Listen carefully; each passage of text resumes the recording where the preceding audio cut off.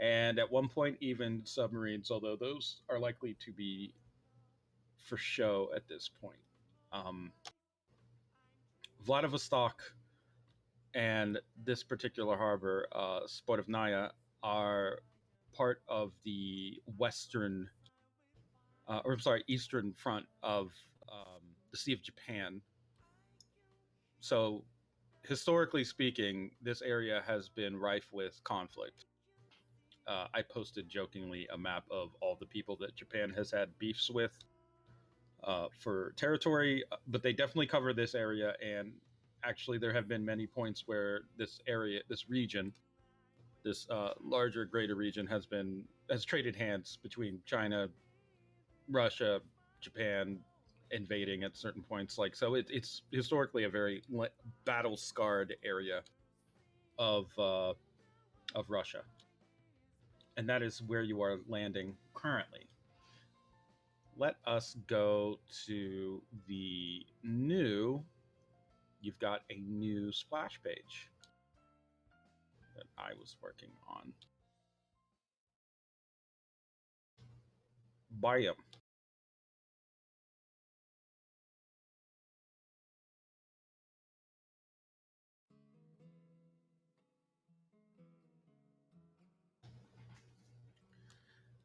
As the Cotton Eyed Joe pulls up to one of the docks of the Spotovnaya harbor, the first thing that your group would probably notice is that there is a wedding happening between what looks like a wounded military veteran of the Seven Nation Army and his young wife, whose face is drained of color and mirth. And the man, as well, seems somewhat empty, despite this being the most joyous occasion, supposedly, of his life. Both of them seem dead inside. And even the participants in the wedding, those watching in attendance, seem emotionless and cold.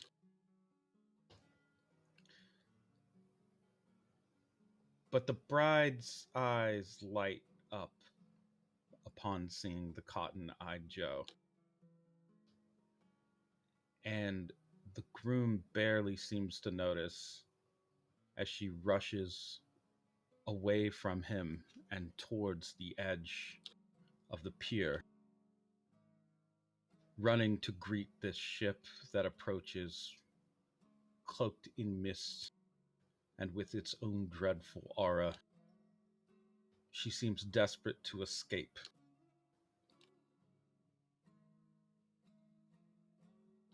And as the ship makes dock and the walkway unfolds, on clicking plank by plank and section by section with neat,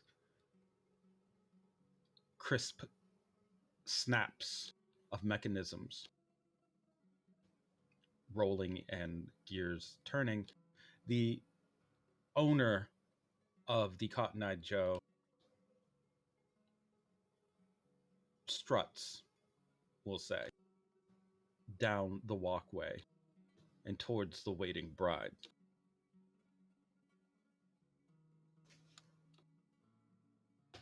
He kindly takes her hand and begins to walk her towards the Cotton Eye Joe and back up the walkway. But I believe it would be safe to assume that you all would be making your way off of the ship now as well. Yeah. Um, I wish to gather Nicholas off the floor. Oh, he would have been up and fine. He looks perfectly fine for having been kicked and drinking. Okay. He's an extremely, either he's resilient or you don't know what the deal is with him, but he looks like nothing ever happened. So you don't really have to worry about the disciples. Oh, Uh, I would getting have gone up to it. Oh, what did we learn about the alcohol? But he's fine. Oh no. What's that? You asked him what he learned about alcohol. He says, "Ah, cram it, you old bag," and then blows raspberries at you. You must have a very good liver. That's right. And he just pounds his chest as if that's where his liver was.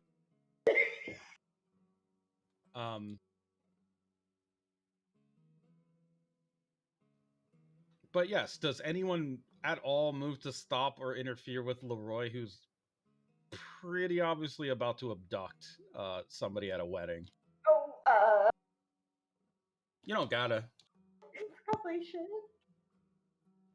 Yeah, Claudia probably would definitely just interrupt.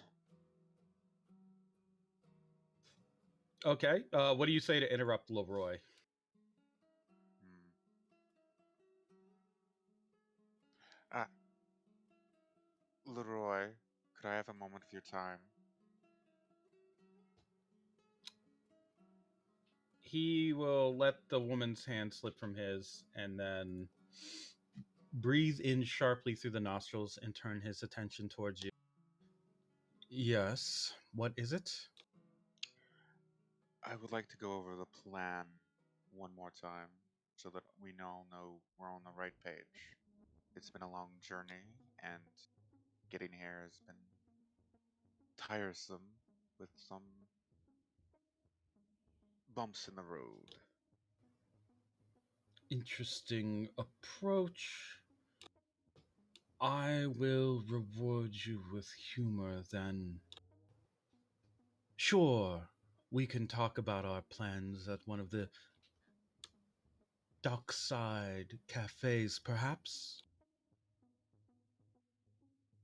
The Novastrencha is famous for its small tea cakes, supposedly with recipes passed down from ancient royal families and such. He looks at the bride and then kind of like shoos her off. Go be miserable for 30 to 40 months. I'm sure I'll see you again at the next one. And confused, she wanders back to a very angry wedding party or shouting at her in coarse Russian for apparently running off to go flirt with a strange man.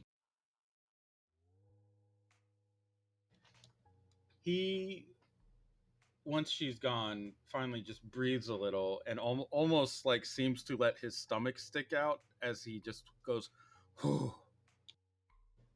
It does peak a little bit over the belt, the smallest bit, before he stands up straight again and the gut is completely gone.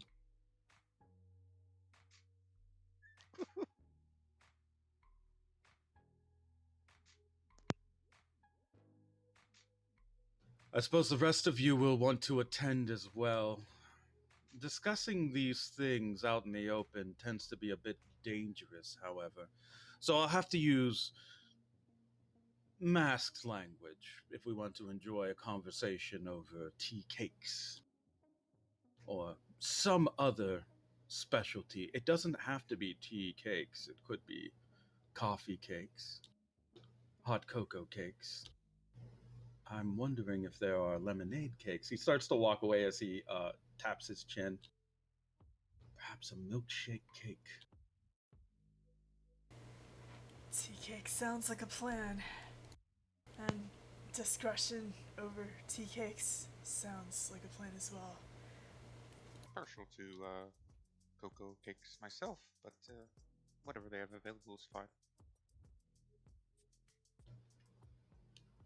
Once you step off of the boat and onto the dock proper, you see that this particular area, Spodovnaya, is very busy.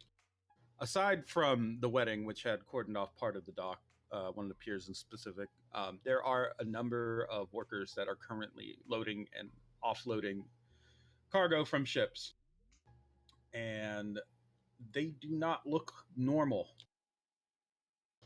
These are very bulky people. They look like they're wearing very thick winter coats, but the weather doesn't quite require that level of insulation. And on top of that, many of them also look and move with, I would say, a significant amount of bulk. These people appear to be yoked or something. They're very big. Some of them. It's the workers primarily. Those that you notice at a closer range have very thick black plates and spots on their skin, almost like leather, a little bit, where it looks like they've been grafted over. And some of them have the same peeking out of their scalp if they have a shaved head, along with white serial numbers printed on each. These are cyborgs, but they aren't like the soft cell cyborgs that you have faced, or maybe other cyborgs you've run into at various points throughout your worldly adventures before you came to Guam. These look like, the only way to say it is, they look like labor robots with humans fused into them at some points. Like you can see exposed metalwork in gears and all sorts of hydraulic pumps, but it just doesn't look comfortable. There's nothing dangerous or cool about the aesthetic. Everything is very utilitarian with these dock workers. They look generically, they will look like this. A little bit more teched out, some of them, but some of them have keep their implants off of their face and head so that they can at least put on clothes and pretend to be normal. Although they do have big gorilla bodies, it really doesn't matter much. These workers are mostly quiet, I would say. There are the occasional ones that will scream for help or assistance in the thickest Russian that you have likely ever heard. And there may be one or two that are drinking on the job, aside from the rest, sitting on crates and boxes stacked up. But otherwise, these guys look like almost the worker ants of a larger colony empire. And indeed, many people live a life like that in Vladivostok and the Red Kingdom as a whole. Notably, also, the language may be one that is slightly unfamiliar to some of you. It sounds like a mixture between Chinese and Russian. Those of you that have maybe traveled have heard it, perhaps, and you may have even heard a tourist or two on Guam who have spoken this language, but it's a new form of language that has evolved in the Red Kingdom over the past, we'll say, 50 or so years. Uh,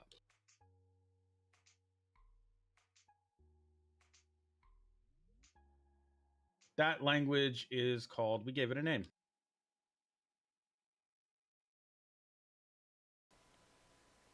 Yeah, what was the name actually? Don't worry, I wrote it down.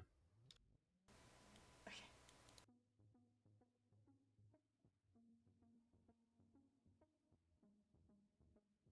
Oh, Kyakhtan. Kyakhtan is the language. Because you're merman, it doesn't take you long to adapt, especially because it has so many familiar parts from Russian and Chinese mixed into it, specifically Mandarin Chinese. So actually, like catching on to and be able to understand their words maybe takes you listening 5 or so minutes before you can pick up generally on hearing it. And speaking it will probably take another 10 minutes or so if you want to be fluent. The adaptability of the merman mind is pretty fast, especially now that you guys are advancing in your molecular control.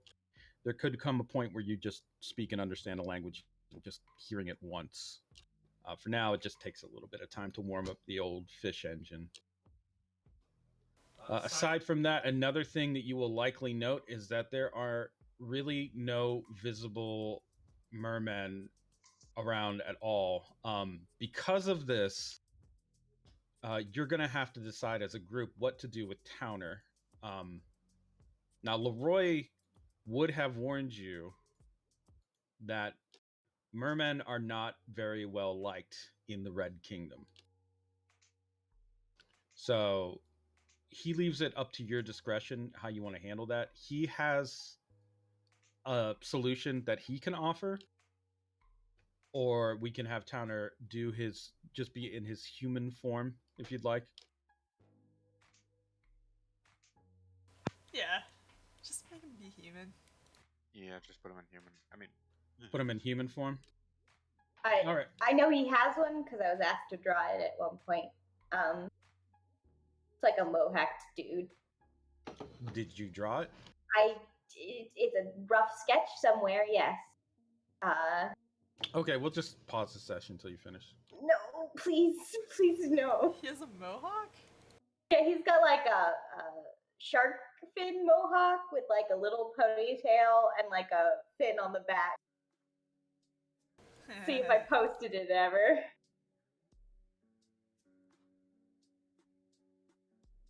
Mohawk Towner.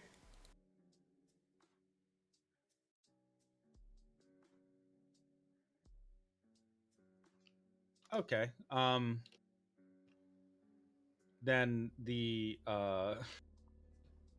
the party of the Antichrist, you'll notice as you are following him along the harbor, are being greeted by certain random people in the crowd of workers. One of them will actually stop to speak to LeRoi. You can try to listen in if you want, but otherwise it is like a bit of a candid conversation. LeRoi doesn't seem. I mean, he's speaking quietly to this person, and the person is speaking quietly back. But they're not like exactly trying to hide too much. So it wouldn't be a very hard roll if you wanted to eavesdrop. It's just a question of would he notice that. So if you would like to attempt to eavesdrop, feel free. But there is a risk that he would notice you doing that. I'd say Blue would probably try to eavesdrop at least. Okay.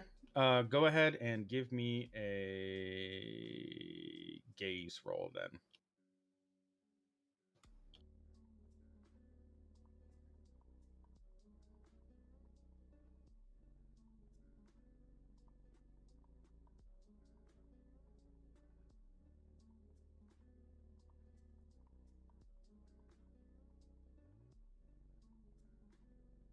Oh no. So you can succeed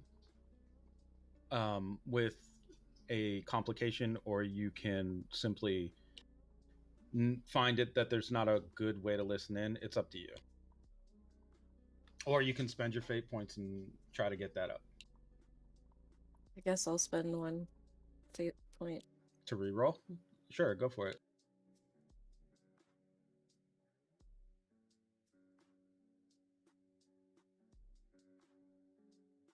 Ooh, a 3. Two more would get you there, but like it depends on how important you think it is. I will tell you as DM that it could potentially be important, but that is. So I could succeed with a complication? You can succeed with a complication, yes. I'll do that. Okay. In that case, you overhear the man walk up to basically looks like this guy walk up to LeRoi, and the two of them begin to discuss things in Russian. The dock worker seems to be confused. Welcome, but you are not who we expected. Has there been change in plans? We have not heard such changes. Dangerous, don't you think? You can see LeRoi kind of smirk and tilt his head towards this man and then say, "There is nothing wrong. You are out of your mind. And in fact, I think that maybe you have had too much to drink with your fellow comrades here at the dock. The workers here are known to be alcoholics. Who's to say you are not one of them?" I am who I say I am. The plan is still going according to how it has been written, and there is truly no reason for you to be suspicious at all. You can go and tell the others that everything is in motion just as the Earl King has decided. And if there is to be any more questions about this, I will personally answer them next time. With a blade, my friend. The worker looks pretty shaken. He goes to leave, but LeRoi puts a hand on his shoulder and slowly drags him back. Before you go, I want to count. What is the number now? How many of you are here? The worker, quaking a little bit still, managed to stammer out 20,000. It is just what we said. He shakes free of LeRoi's grip and then brushes off his shoulder. If this goes south, all the years of planning go with it. So don't fuck around. And by the way, I don't drink, asshole. I'm in recovery. He spits on the ground and then kind of stomps off. LeRoi brushes his hand once against his skirt and then kind of flicks a little bit of dirt off of his fingertips.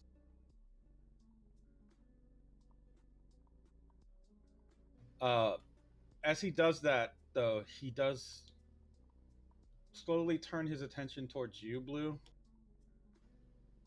And then you see very unsettlingly, his eyes slowly, the lids slowly begin to sink a bit, and the smile on his face begins to widen and sharpen just a little bit as he stares at you for an uncomfortable duration of time.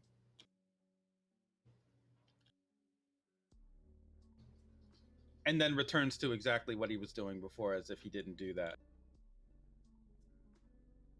He currently has an advantage on you. He may invoke that at any time for a +2 boost because he succeeded with style.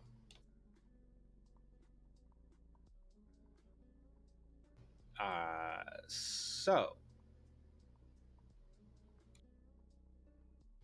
once your group, your entourage arrives at the small Russian cafe that he had mentioned, the first thing you notice is that it's closed. The second thing you'll notice is that there is a man outside in what looks like a monkey costume, surrounded by a few other people that are wearing very strange, primitive looking clothes. You can hear one of them screaming in very thick Russian, of course. Evolution was mistake. We must cast off sentience, cognition. We must return to roots. We must go back to nature. Look at the corruption in your brothers and sisters, and your mothers, fathers, your children. Oil runs through their veins, not blood. Return to nature. They seem to not be really gathering a whole lot of attention. These people have probably been out there frequently. LeRoi kind of just chuckles and flips one of them a coin, which they swat away. Bah!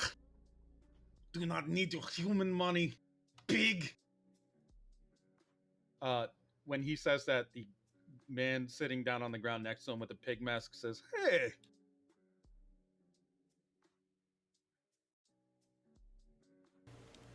Hey, I'm not from here, but does do the suits get more attention? Are you asking them directly? Yeah.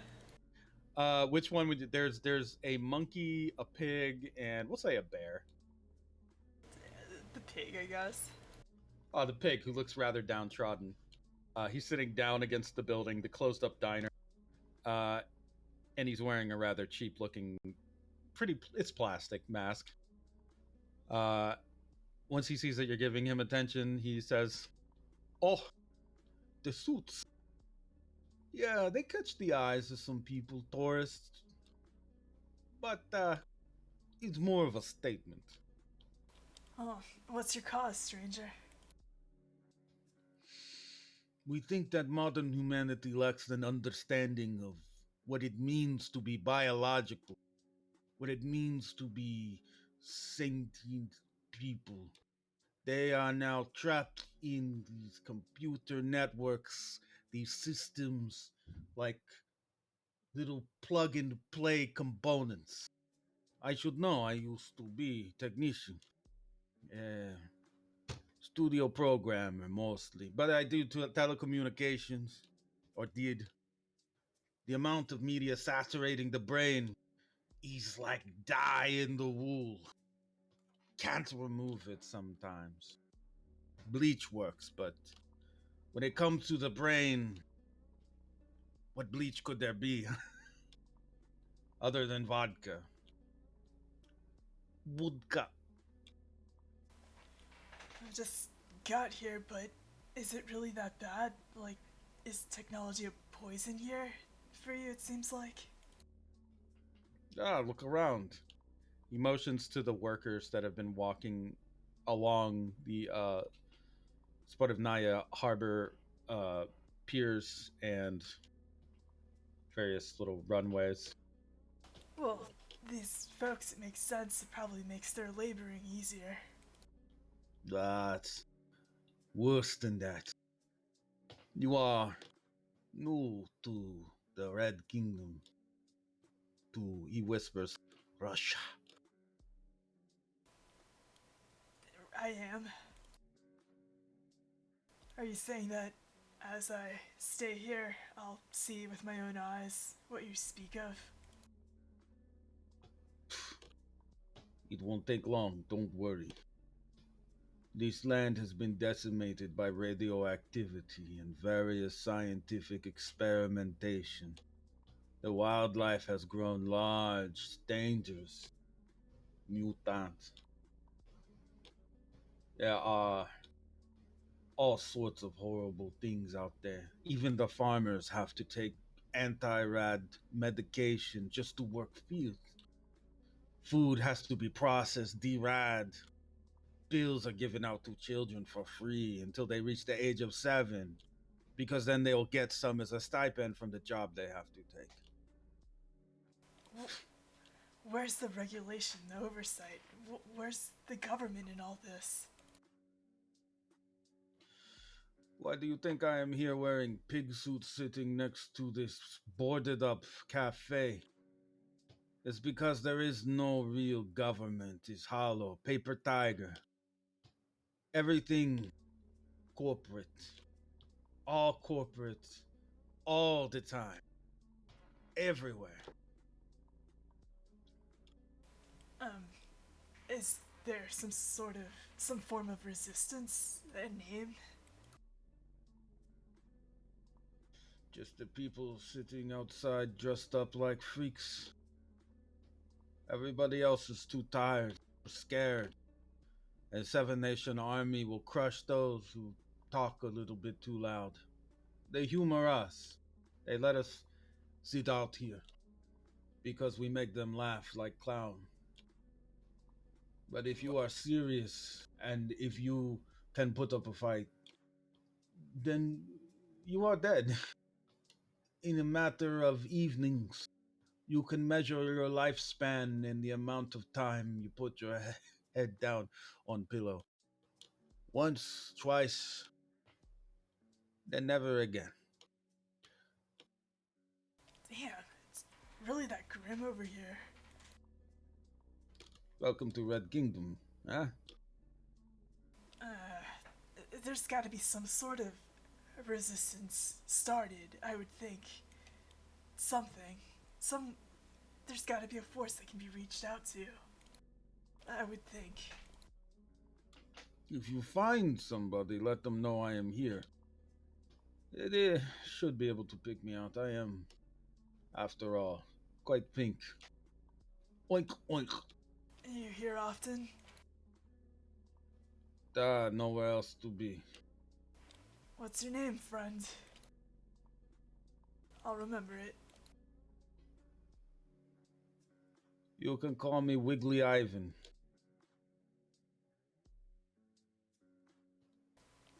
She takes out like a notepad and just writes it down. Very stone-faced. That's code name. Got it. Gold name. She cocks an eyebrow. It's obviously not your real name. No, it's real name. It's on birth certificate. Wiggly Ivan. Oh. Okay. Well, Wiggly Ivan, it's been a pleasure to meet you. I'll hopefully see you on my way out with some more thoughts. Word to the wise, because you seem nice. Don't talk like this around other people, or we will probably not see you again. You may get disappeared. Huh. Pretty big person to just disappear. They've sunk bigger things into this harbor than you. Not threat, not threat. I'm not fighting man.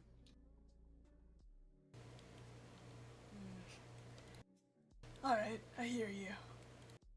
And hopefully there's hope, alright? Right as you say that, you hear a bright a neon sign flaring to life. There's a big sign being erected over the diner where that is being currently closed up, and you can see that in big letters it says "Property of Dorbo." New establishment coming soon, and it's just glaring down on them. One of the man dressed as a monkey actually covers his eyes. Ugh. Why so bright? Yeah, Torbo just is gonna acquisitions. God damn it. LeRoi turns to the rest of you once the sign lights up and acts surprised, puts a hand over. Oh, I must have forgotten. This is going to be turned into, I believe, a tourist agency type building with some kind of eatery on the second floor, I think. Mostly serving sushi. The clientele is expected to mostly be Japanese. For all the real estate purchases and such, well, minor inconvenience. We can simply head down to a hotel, one of many. He begins to flip through his phone, most noticeably about his phone. It looks like an Uzik, but it is about half as thick as the average model, and the touchscreen hovers very slightly over the rest of the phone. It basically releases and then locks in place. He still slides his fingers around on it. Let's see, best rate, Novotel. The fifth season. I think that one will probably do. He pushes the screen back down into the phone, which makes a very light click, and then slides it into his coat. The fifth season hotel is where we will be having our initial base of operations. You may be wondering, where did that extra season come from? I'll never tell. Just kind of walks backwards with one finger over his lips, and then turns around very quickly and starts walking into the direction of a waiting car. Well, this guy's thought of everything. Well, I mean, I'd kind of hope so. He's the reason we're here.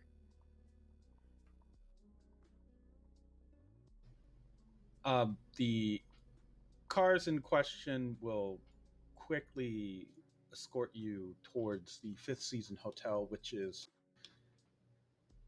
ominous in many ways because you notice that there are a lot of business people walking in and out of it, but they seem rather blank in expression.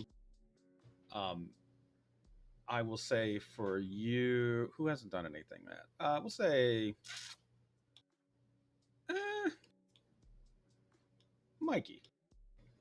Go ahead and give me an understanding roll. Okay.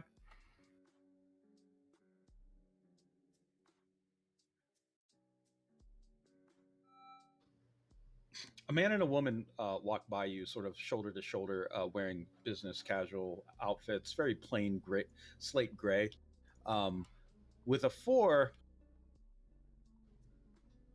you feel as though at one point you probably looked into a storefront display and saw a pair of mannequins that were dressed like this, and maybe even posed slightly in the same way that they're holding their hands as they walk. They don't make eye contact with you or one another, and they just kind of like walk at a very, very even pace. And having seen them, you notice that there are many others like them, kind of dotted throughout the crowd surrounding this Fifth Season Hotel. They don't generally look threatening, but they do look off.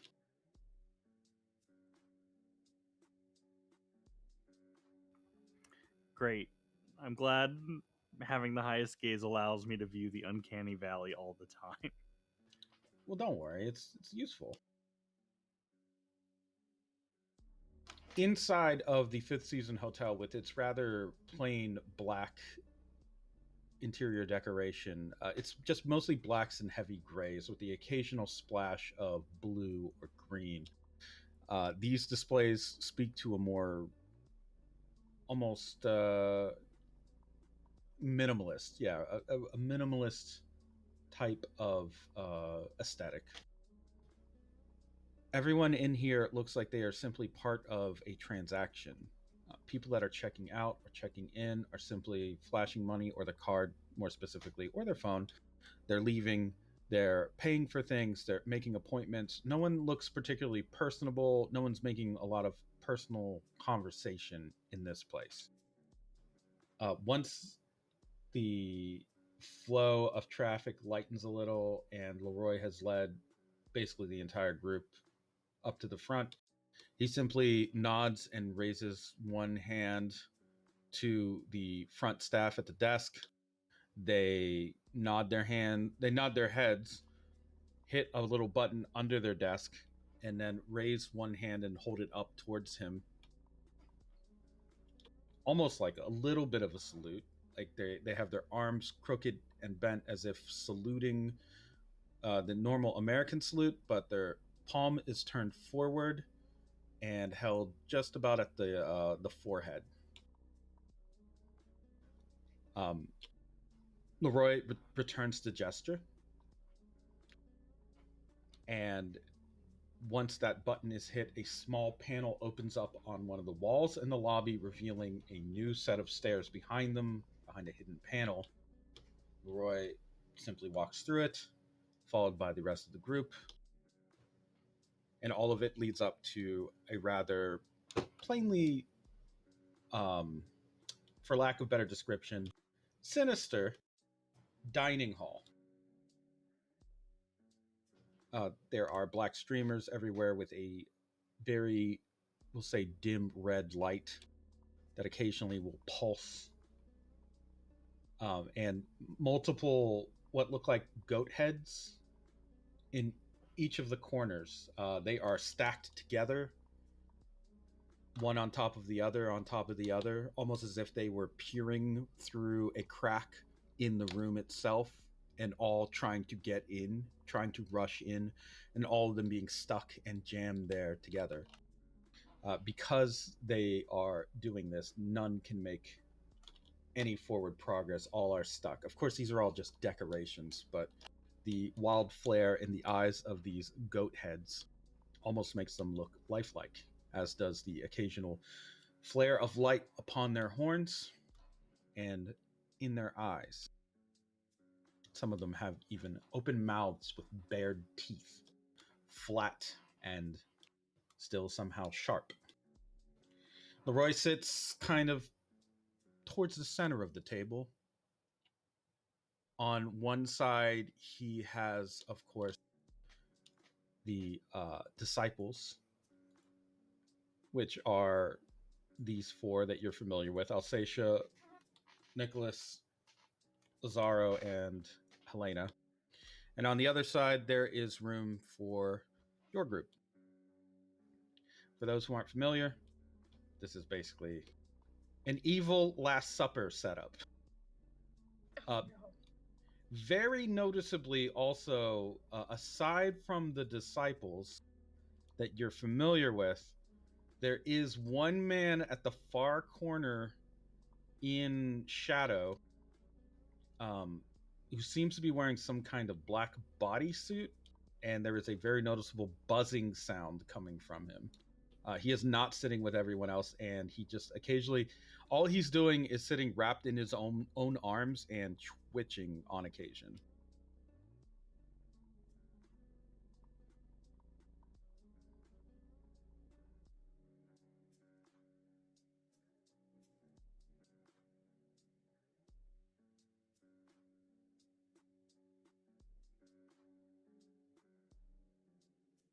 This place seems quite charming. Do you think? I had it arranged ahead of time. I thought it looked like the perfect place to just sit and chat. And of course, it's completely insulated, so we don't have to worry about eavesdroppers or anything. One of the few places that is in this particular region. Something. Sorry. Get the impression that there's a lot of tattletaling.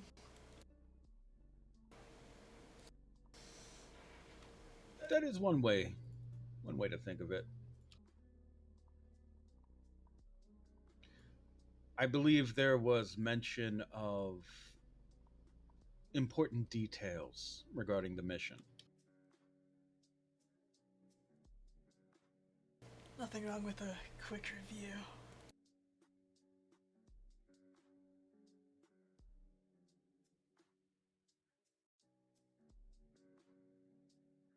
There we go. This guy is the guy in the corner, or in the at the end of the table. You can see what he looks like here. He has spikes coming out of his what looks like a mantle around mantle slash collar around his neck. There are wires connected all over his body from the chest plate.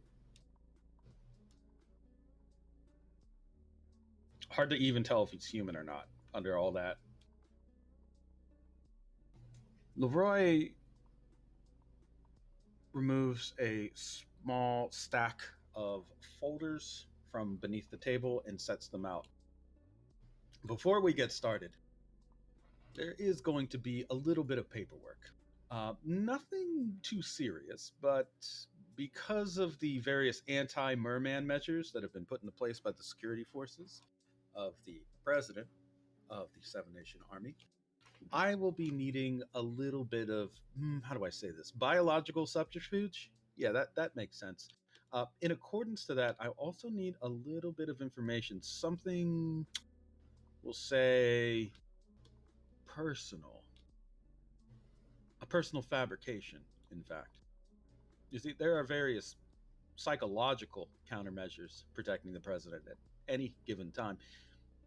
Something as small as a name being wrong can potentially trigger attack dogs, and sometimes I am using that language figuratively, and sometimes that is literal. So, we will need to give you an extra layer of protection, and that includes, and I'm sure you'll be quite pleased with this, human identities with human names. Now, most of you already have human names, and you do have your faces on, which is nice, but we need a double layer of that. So, I'm going to need each of you to come up with your own fake name and some kind of profession. In the event that things go south here, you'll be able to pull the ripcord if necessary and default to whatever this identity is. It's really just a formality. Think of it like one of those spy movies where they have all the passports in their suitcase with different names on them, that sort of thing. He slides each of you a folder. Just fill out the paperwork there. When choosing an occupation, try not to be too ridiculous. They're going to notice if you put down that you're, I don't know, a dinosaur wrangler. I mean, it is technically a job somewhere, it's just not one that you're likely to have.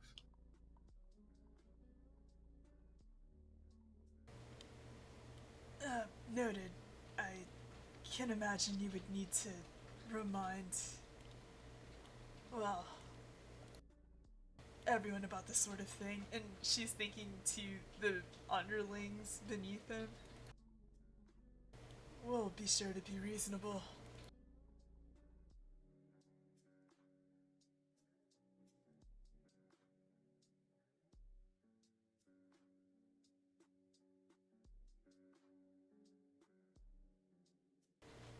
I mean, I feel like most everyone has a normal name. So, take a moment if you guys want. All you got to do is come up with a fake name, age, occupation, and where you're from. If you are getting paralysis about coming up with something on the spot, there are a lot of fake identity generators online that you can use for this. And it really can be anything, as you are shapeshifters. So if your fallback identity is a 54-year-old woman from Kansas who is a retired bus driver, I mean, it might be a little bit weird in Russia, but it could still work. So I will give you a moment to come up with that. If anyone needs a hand, let me know.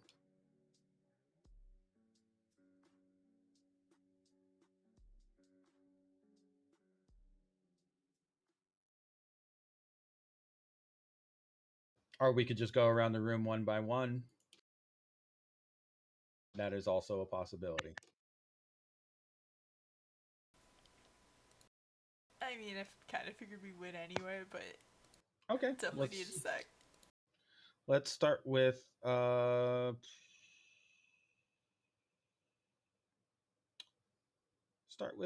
Ice Peak. Ice Peak. Yes. Fake name. Anastasia Nikolai.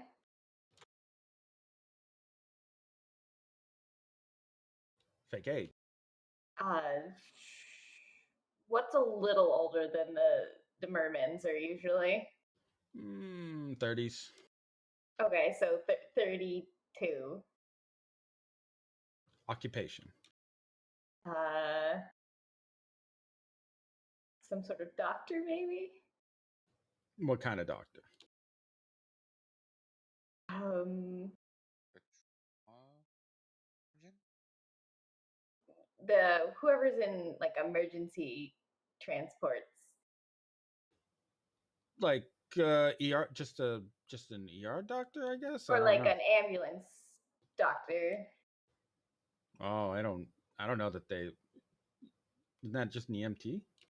Yeah, an EMT. Okay. Place of origin.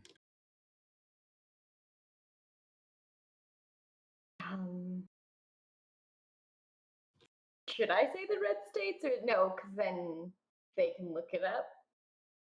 I mean, you can say wherever. Sure, the red states.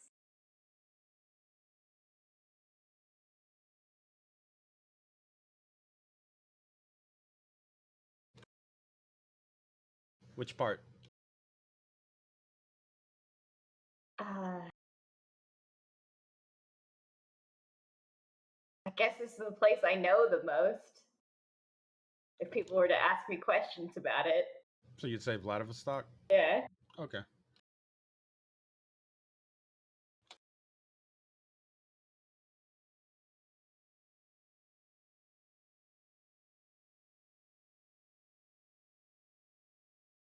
All right, there's Ice Peaks. Next on the list, let's go to Enya. Enya. Fake name. Rosie. I don't know, last name. Smith is too generic.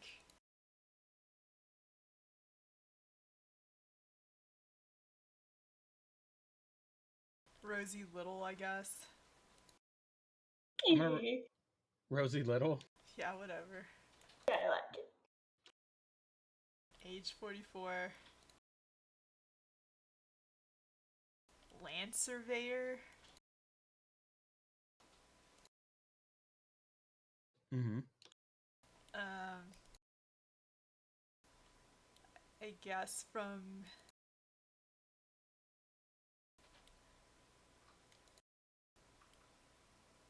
oh man. I guess it doesn't. Someone from the U.S. I guess.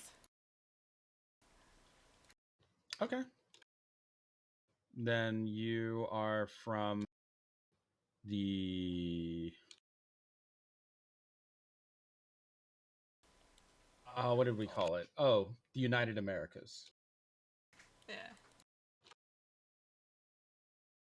Which part of the United Americas? Like- Florida, I guess. Ooh, Florida's a wasteland. Oh no. Nobody's from Florida. Same with Texas. Texas is. I mean, you could be from Texas, but it's a bad place. Florida, Texas, probably couple anywhere along the southern. Okay, we'll go north. yeah. Let's say Virginia. Virginia. Okay.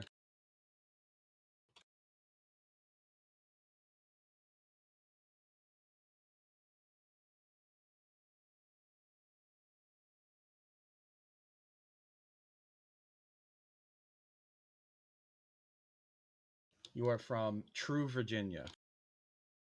There was a problem with the Virginias trying to figure out which one was the real Virginia. There was a small Virginian war. True Virginia emerged as the victor. Good. Okay, that takes care of two of you. Next up, let's see Simone. What you got? Susanna Fisher, age 34, occupation yoga instructor, and she comes from, where's Germany in this? That would be the European power, I believe. She'll say she's from the European power, probably somewhere in Habsburg, or what would be equivalent to Habsburg.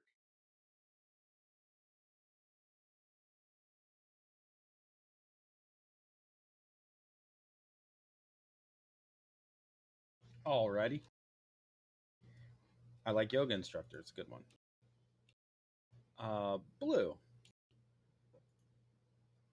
What you got for a fake name? I got Regina Romanovna.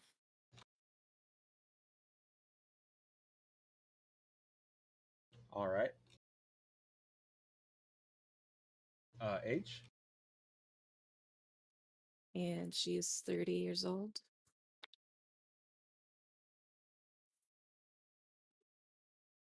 And I guess for her occupation, I was just gonna do journalist. Okay. And where you from? St. Petersburg. Oh.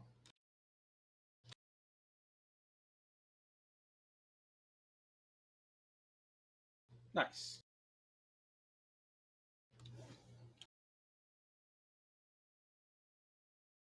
Good. And then Mikey wrote his out. He's botanist. Yes. I was lucky and had enough time.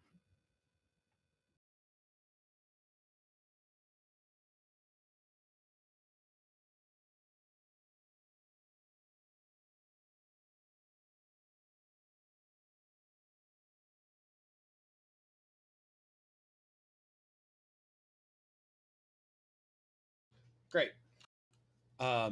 So once you have filled out that paperwork, um, you will notice that there are faces that begin to develop on a blank part of the sheet with just looks like a human face that you've likely never seen before. They just seem to dissolve out of whatever this film is in the corner, a square. That face is apparently the face of the person that you have just made up. They look kind of like what you might imagine a person with that name and occupation and where they're from, what they would look like.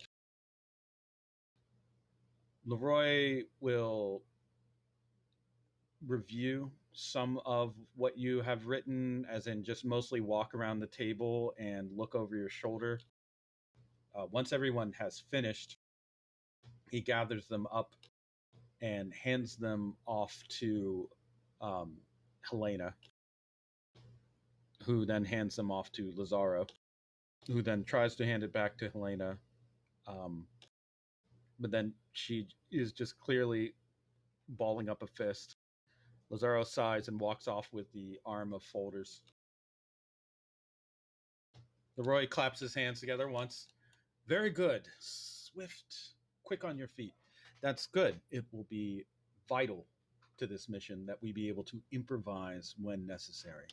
This information will be printed out, and you will be provided with identification papers, cards, and various other forged documents that you'll be able to use. These are, we'll say, one time burner IDs, so I wouldn't really try to bank on them completely saving your life, but they could prove to be quite useful, especially in the time to come. Speaking of which, there was some discussion on what we would be doing, why, how, where, that sort of thing. As mentioned on the boat, there will need to be 4 separate strikes that occur with a optional 5th bonus strike that I feel is still necessary.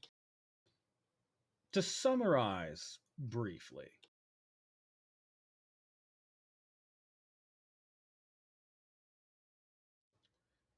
there are 4 different vectors that protect the president at any given time. I mean, millions technically of vectors if you count every citizen that could possibly be around him at any point and might be used as a human shield. You see, the president really wouldn't be too bothered if many citizens died to keep him alive. So, in order to minimize casualties to the people and to ensure a swift and safe regime change, we will be striking these 4 nerve centers pretty surgically. Each one of them rests on the shoulders of one of the president's elite guard.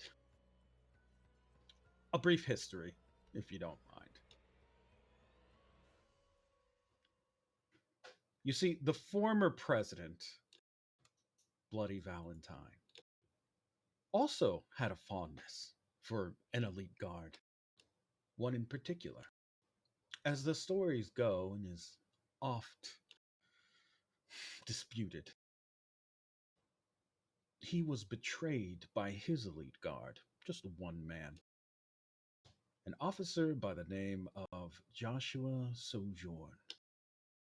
According to military records and intelligence, this man slit the throat of Bloody Valentine as he was resting and drinking a nice cup of likely room temperature beer. Bloody Valentine's son, Post Valentine, then happened upon him, and lo and behold, the story is what it is today. Swearing vengeance for his father, Post Valentine rose through the ranks, cast down all other competitors, and became the president of the Seven Nation Army we know him to be today. Of course, in the official military transcription of the event, this Joshua Sojourn was supposedly working with the Dagonite. But the papers that were released by Sonny Fortuna, everyone's favorite me, happened to involve a little bit of we'll say, incendiary material, casting doubt on that account, making it maybe a little bit more obvious that the president's son worked with Daganites to kill him and then blame it on the bodyguard. Well, that is why we're here, really, at the tipping point of history. If we don't take him out at this point, someone else is going to. Probably one of his little lackeys, a general somewhere. Somebody that probably sees the world the same way that he does, maybe a little bit older, fatter, a little bit more violent. We don't really want that. It would be better to run things smoothly, efficiently, with a nice, I don't know, Memphis art style instead of Hieronymus Bosch, right? Or any kind of horrible, horrible thing that could occur after a bloody coup. We're carrying this one out cleanly, is what I'm saying. To do that, we'll be needing to kill or disable his 4 elite guard at the same time. This simultaneous maneuver will require a large amount of coordination, but luckily, he holds up 8 pairs of black wristwatches. These are all synchronized. Think of it as a subatomic clock. Kind of starts handing them out to. Well, actually, he would need 9, but he hands them out to each of you and then to each of his disciples, except for the weird guy at the end of the table. These are all synchronized to this. He holds up his own wristwatch and then begins to fiddle with the dial a little, showing you that when he does that, each of your watches also winds and rewinds, goes forwards or back. There is really no way that any of those watches will be off time. I could explain how that works, but it's really not important. What is important is that as long as you are keeping on time and keep to the appointed time, then there would be no problem at all. Every single elite guard has to be disabled at the same time. No exceptions. If you are even 1 second too quick or 1 second too slow, that could likely end the entire operation in a bloody fashion. For potentially all of us. And if you weren't already convinced that this is a dangerous mission, if there is even the slightest whiff at all that anyone from Guam even was here listening to this conversation, retaliation against your precious island nation will be swift and severe. Likely a, well, not exactly a nuclear bombardment, but it would be quite brutal, I imagine. Right, we'd accelerate the reason to invade us by, well, greatly. Right. But on the other hand, and this is important, by taking part in this operation and ensuring the safety of Guam, all of you will be national heroes. I mean, well, you'll sort of be national heroes. I mean, I'm not sure how much we'll be able to talk about all of this after it's said and done, but you'll be pretty well regarded, I'll say. Heroics are important. I know you're all very young, so you don't really recognize this yet, but it matters to make an impression on history. You don't want to be forgotten. I know I don't. He actually makes a very deep frown face, though it does seem quite insincere. Just goes, Well, we just don't want to look like. How to put this? We're representing merfolk unwell. What do you mean? If it said that the president's son was working with Daganites, it's gonna be a bit of a. People are gonna be wondering why merfolk are. As you're talking, he's drinking very loudly out of a glass. She stops He stops.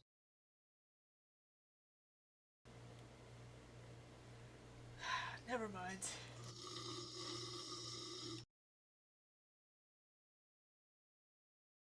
You're right. Appearances look great. We are all here for the showmanship. You've got us pinned down.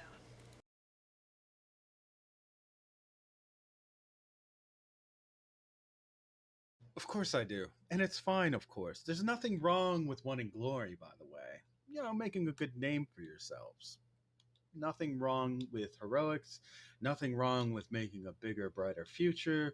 As long as you make sure that you actually survive and you know, pull it off. If you don't, then what's the point? Nobody writes any songs or poems about Trericles, the guy that was a little bit after Hercules, right? Like, it's all Hercules. Trericles, by the way, was a man who had 18 labors and only completed one before breaking his leg. He spent the rest of his life raising sheep on a hill somewhere. I believe it was near Cyprus. Anyway, nobody cares about a also ran. We're here to make history with our own hands, which is why all of you will be hands on with this mission. Let me just lower the lights. He holds up a remote control and then presses a button, and the room begins to dim further, and a screen drops down, a white screen, shutter noises and everything.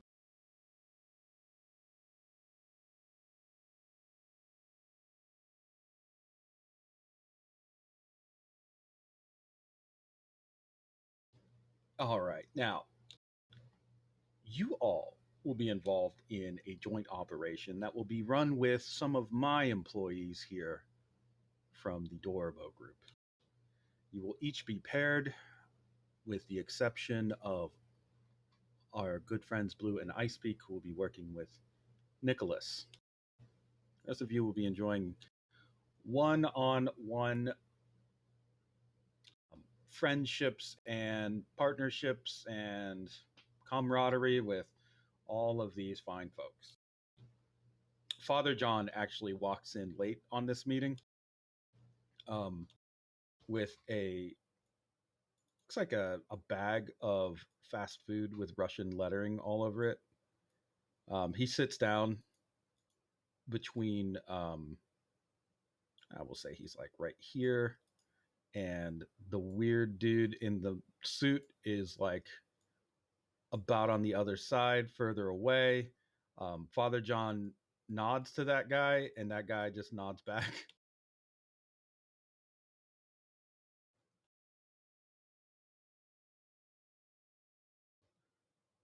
LeRoi stops the presentation to look at Father John and then clears his throat. Father, did you bring enough for everybody? Father John just throws his hands up. Why?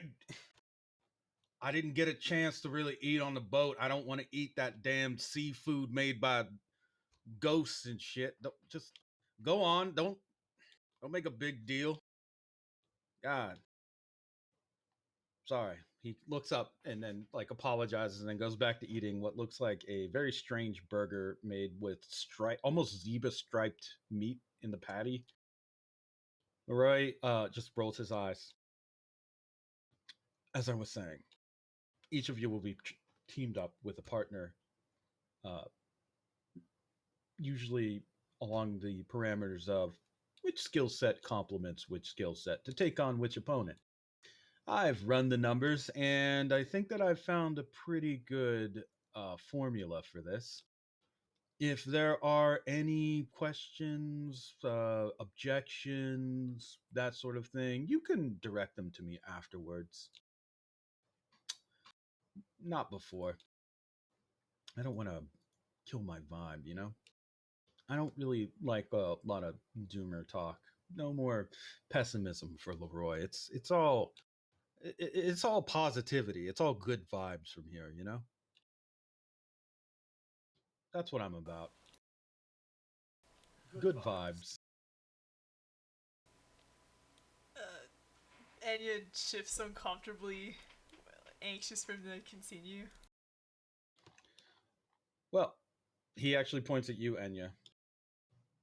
Interesting that I pay attention to you for this one moment because you will be working with him. He points to Father John. Oh. Alright. Your combination of physical abilities should be very useful against your opponent, which, don't worry, I've included plenty of information for you to review. I should point out that each of these opponents, by the way, have their own martial specialty, which is why these profiles have all been arranged in the way that they have. Some of you may not even need to fight at all. Some of you likely will. Hard to say. It depends on your approach. I'm interested in seeing what you come up with as a team. For you, it will be, and yeah, he points towards you and Father John. Let's see. You guys were fighting or going to take down. Who I have this written down. I don't know where I put it. General chat above. Yeah, I see it. Okay. Ah, yes. Nordwind. He brings up a slide of this man, Nordwind. Well, I will drag out here in a second.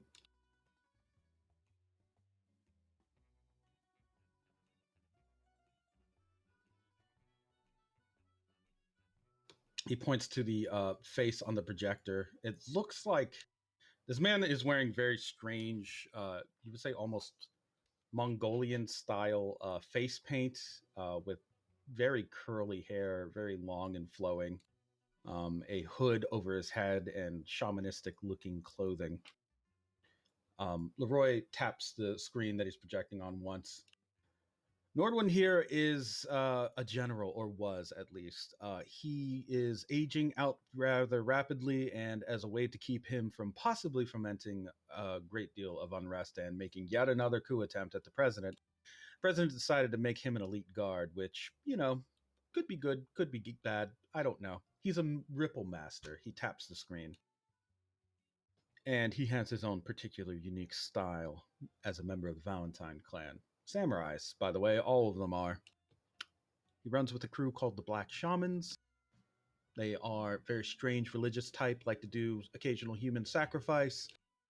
And maybe most importantly of all, Mr. Nordwind here has the ability to shut down energy transfer, as I believe it is the inverse of ripple, the principle of creating and generating energy. Nordwind here has managed to master the antithesis of it without, it seems, turning himself undead, which is novel, I suppose. You will, of course, be dealing with a man that has a great amount of military history behind him and likely is quite good at tactics, but it's really, it shouldn't be that big of a deal, I imagine. You're likely quite good at this, right? I imagine the good father would try to convert him from whatever weird shaman black magic he's up to. And then I come in from behind and crush in between us. Like Sure. a sandwich. Like a sandwich. Our intelligence puts Nordwind at the Central Square Memorial here in Vladivostok, where he will likely be visiting some of the monuments to fallen friends and comrades. I should point out that his particular brand of religion is said to be a darker form of Buddhism with necromancy involved. Spooky! Oof. Gives me the chills, and look at his face. Any word on his level of honor? Difficult to tell.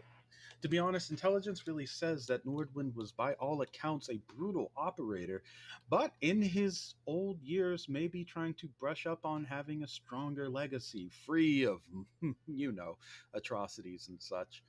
Hard to shake that off when you're walking around with people that maybe have clothing made out of human skin, but I don't know. I don't really judge. I try to be open minded about these sorts of things. Maybe those necro pants are just comfortable. That's very open minded of you. I think so too. Thank you. He slides both you and Father John a small dossier with photos, information, some background on this Nordwind man. It is an Icelandic name. You're right. Um, Alright, yeah, Anya's gonna pour through those.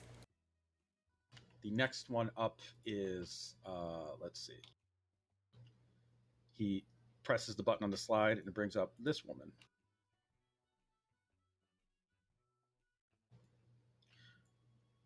For you, my dear Claudia, who wanted the briefing to begin with, you will be teaming up with Helena here to deal with Kanopka Presser, uh, one of the elite guard, likely the youngest, a compulsive gambler. She is a very interesting individual. Like I said, the youngest of the elite guard, but she got there through gambling, more or less. She gambled big on her career many, many times and managed to make her way so high up the ranks so quickly that she was adopted and folded into the elite guard so that she likely wouldn't take the place of some people who had more money and influence than she did for the moment. Kanopka will be an interesting challenge, to say the least. Whereas Nordwind likes to shut down and drown out energy, Kanopka completely creates routes and maps and guides for the perfection of spin, the fine art of finding the perfect rotation within nature. She is rather unpredictable, which makes her a very good guard, believe it or not, because we have very little intelligence on her. She is actually the one we know the least about because she just manages to evade all attempts at surveying her for the most part. Well, not all attempts, but most. That means you'll likely be going in blind. But in this case, that actually could work in your favor, as Kanopka's specialty seems to be covering all possible angles that a person with awareness may take advantage of.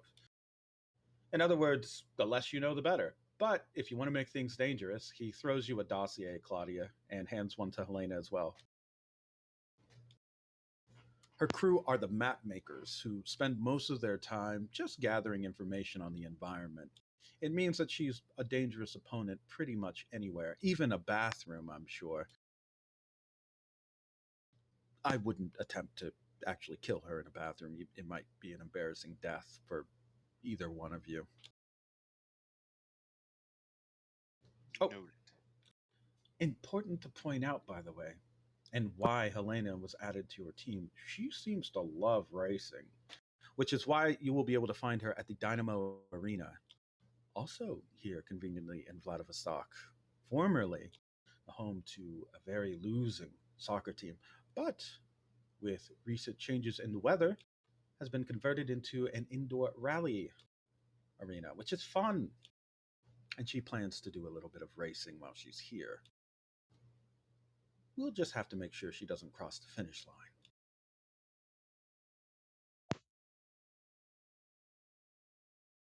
She will not be enjoying racing for too long. Good to hear. Next on the agenda will be he hits the slide button again. Ah, and Daros. I don't like him very much. Andaros is a master of gaze. It means he has the ability to perceive things at very minute levels.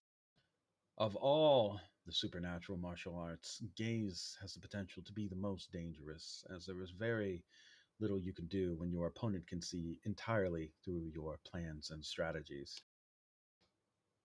Think of it, well, think of it like someone who can see ahead of time what you're going to do by being able to read your pulse, your breath, everything. Maybe even see every single weapon you may have concealed on you, possible wounds, even ones that have been healed for months. That's what a gaze master has the ability to do. And Daros is one of the most highly trained gaze masters in the world. And of course, he is also working as an elite guard. We have a few notes on him because he is not particularly good at hiding his history, or at least wasn't before he joined the elite guard. He passes you a dossier, Mikey. You will be teamed up with Lazaro for this one, and I'm sure you can understand why.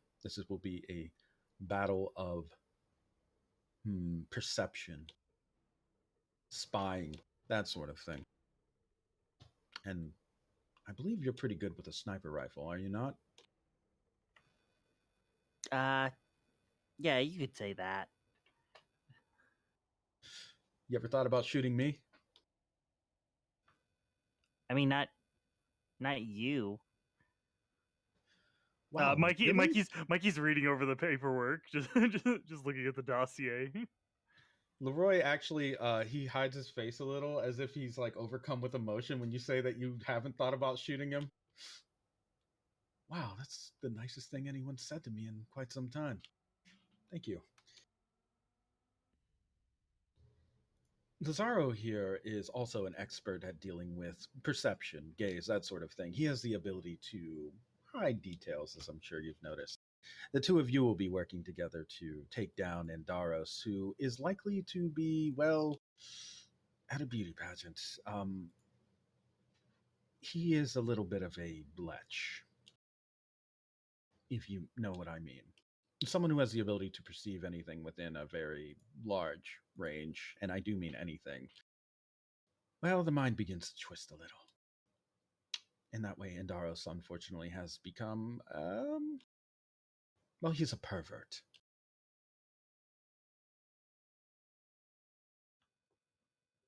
Cool. Uh, well, I guess that. Okay. Yeah, I mean, I guess that we can use that maybe. Do you That'll have a be a backup problem? plan. Do you have a problem killing a pervert?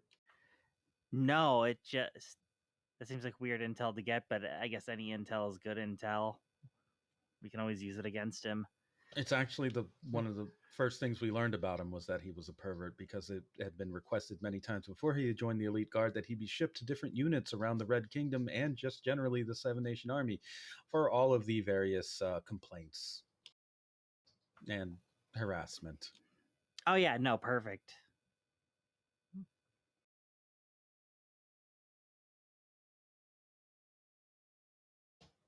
And then, finally, for our hungry friend over here with the mohawk and my gracious chef, which, by the way, really top-notch flambés if you ever get the chance to have those. They will be dealing with this individual, Kulash Gozagan, an up-and-comer from the wastelands of central Russia.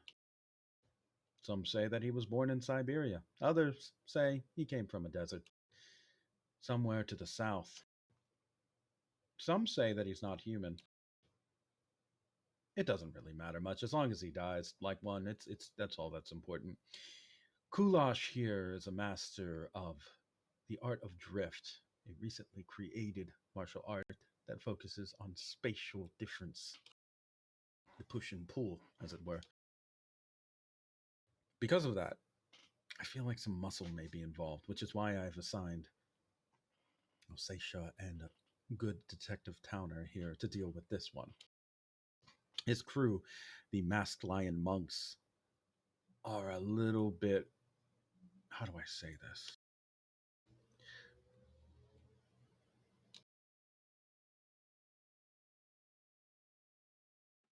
Well, they're just plain stupid. They're just wacky. These guys like to just sell things on street corners. If they try to get you to sign up for something, don't take it. It's just part of a pyramid scheme. Kulash here was actually responsible for rising up through the ranks of the Seven Nation Army by running various pyramid schemes just like this and creating a massive financial war chest with which he was able to win various favors and even some small minor local elections. Kulash himself, of course, is a deadly combatant, but he saw greater value in the weapon that is money, and so he is where he is today. Some say that he started from the bottom and then is now rising to the top. Others say that he has made it here by just staying on the grind 24 hours, 7 days a week, 363 days a year.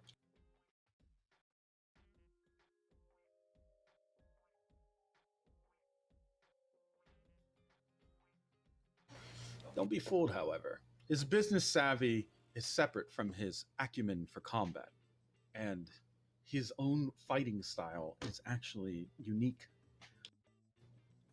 referred to as the Desert Wolf fighting style, the drifting school.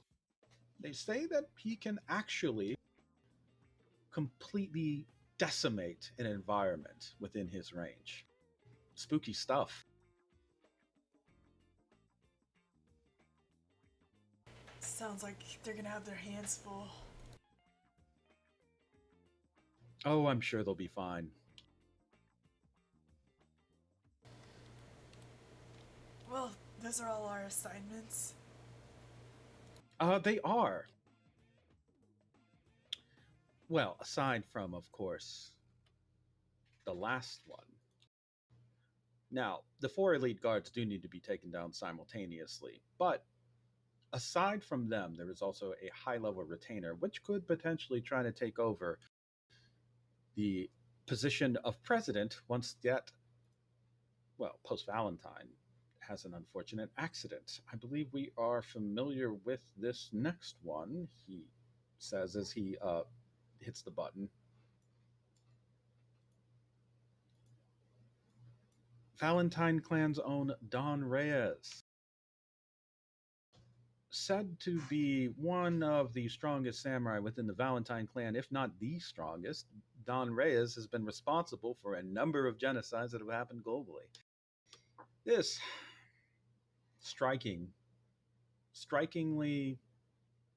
striking man. He just kind of like stares at Don Reyes' picture on the wall for a moment, the projected image. He has a rather severe face. This man is definitely one of the old guard, as it were, of the Seven Nation Army, one who believed more thoroughly in the poignancy of war atrocities as a way to get a message across. And if he were to rise any further in the ranks, it's likely that he would, we'll say, start a great calling, as it were. Now, that's a CULLING. He would likely take down the global population in some form or fashion, either by isolating them from food and other resources, or just outright burning down their villages until there is a nice tight number of humans in very fortified positions, and he doesn't really need to waste resources on anything outside of those positions anymore, thus shoring up the defenses of humanity against the inevitable Dagonite tide. In other words, he's both a great threat to humanity and to your kind simultaneously, because he also has a great amount of hatred for, of course, for mermen, as maybe one or some amount of you may be familiar with. He sort of pretty liberally just slaughters both of them, regardless of species, gender, military expertise, age, health condition, that sort of thing. In other words, if you breathe, Don Reyes will try to make sure that you don't. He is the face of death for many, many people around the world. And you'll be charmed to know he's married to this woman.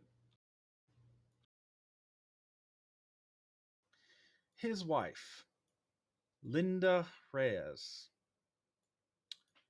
We do not actually know a great deal about her, except that she is likely the only person that Don Reyes trusts. We know that they are both partners in crime and genocide, and that while Don Reyes is the one who really holds a greater amount of political power of the duo, Linda is considered to be the worse of the two, believe it or not. She goes in to clean up where Don Reyes decides that he has become bored. She is likely responsible for even more death than he is in some way, including the manipulations of local governments after a massacre occurs so that there is no aid given to those who need it the most. She's actually been quite good, and I know this is going to condemn me a little in your eyes, at doing the whole corporate to military transaction thing. Don Reyes is more into the political part of it. Linda Reyes is into the efficiency part of it.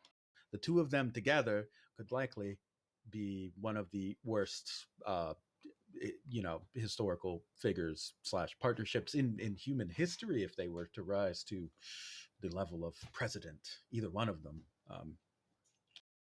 And that will be for you two. He points to I Speak in Blue.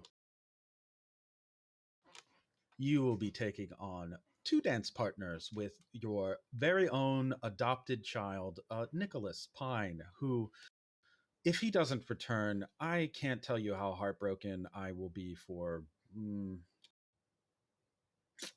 like a day. Yeah, like a day, Nicholas. I think that's probably twice as much as you deserve. He just looks at Nicholas. He just stares at Nicholas as he says this. Nicholas looks around uncomfortably, and then LeRoi stops the presentation. Nicholas, look at me. Nicholas, look at me right in the eyes. Nicholas. Nicholas finally looks at LeRoi. I don't like you. Nicholas slowly sinks in his seat and tries to laugh. Joke.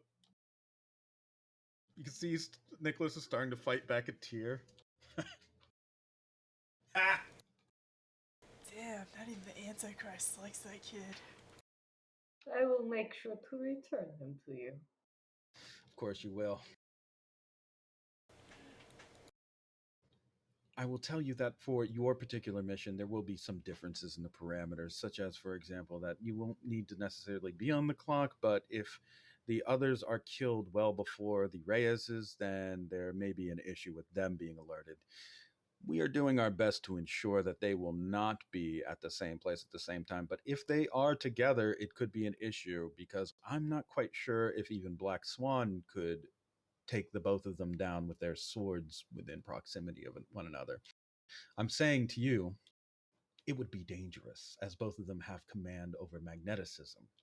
And if they are together, then that magnetic force is greatly enhanced. In addition, actually, now that I think about it, sorry, he flips through some of his notes for a second.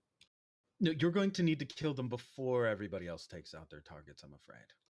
Because I'm going to need the right hand of Don Reyes to pass different security measures. If I don't have that hand in place, then I won't be able to reach the president. So you will need to remove his right hand and then give it to Nicholas, who will fly it to me.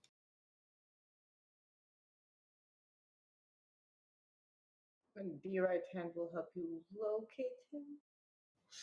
Oh, no, it will help me to pass a fingerprint scanner. I know it sounds like something I could probably just synthesize my way through, but they have very intense biometrics, as you can imagine, for the president. So not only will it be measuring or reading the fingerprints, but also the DNA and such. So I will be needing that right hand very badly.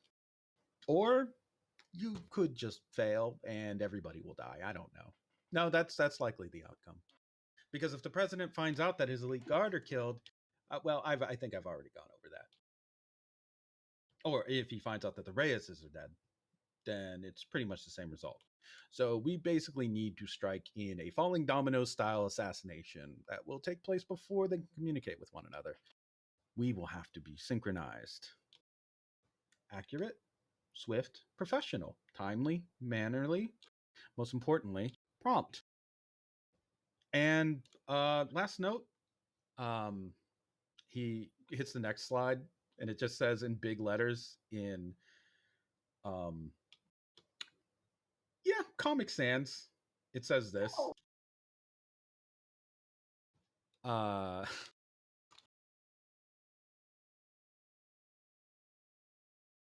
he points to it. Just have fun with it. I mean, really, we only get one shot at doing this great historical assassination, and it is really important that we enjoy ourselves, that we really, really get to let loose to make an impression on history. So he taps the just have fun with it again. Put on a smiling face when you kill the people that are protecting the president, and you won't regret it. They say if you go to work happy every day of your life, you never actually have to work a day in your life. I read that It's in a book. sure. I'm sorry. Blue. Sorry. What? Oh, go ahead. I was just gonna say Blue looks very unamused and says, "We'll get the hand." Oh, sure. Yeah, of course. I'm sorry, Enya, were you saying something? Actually, there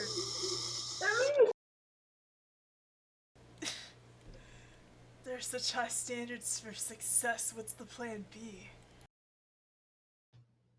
Oh, you mean like what do we do if everything fails? If just one thing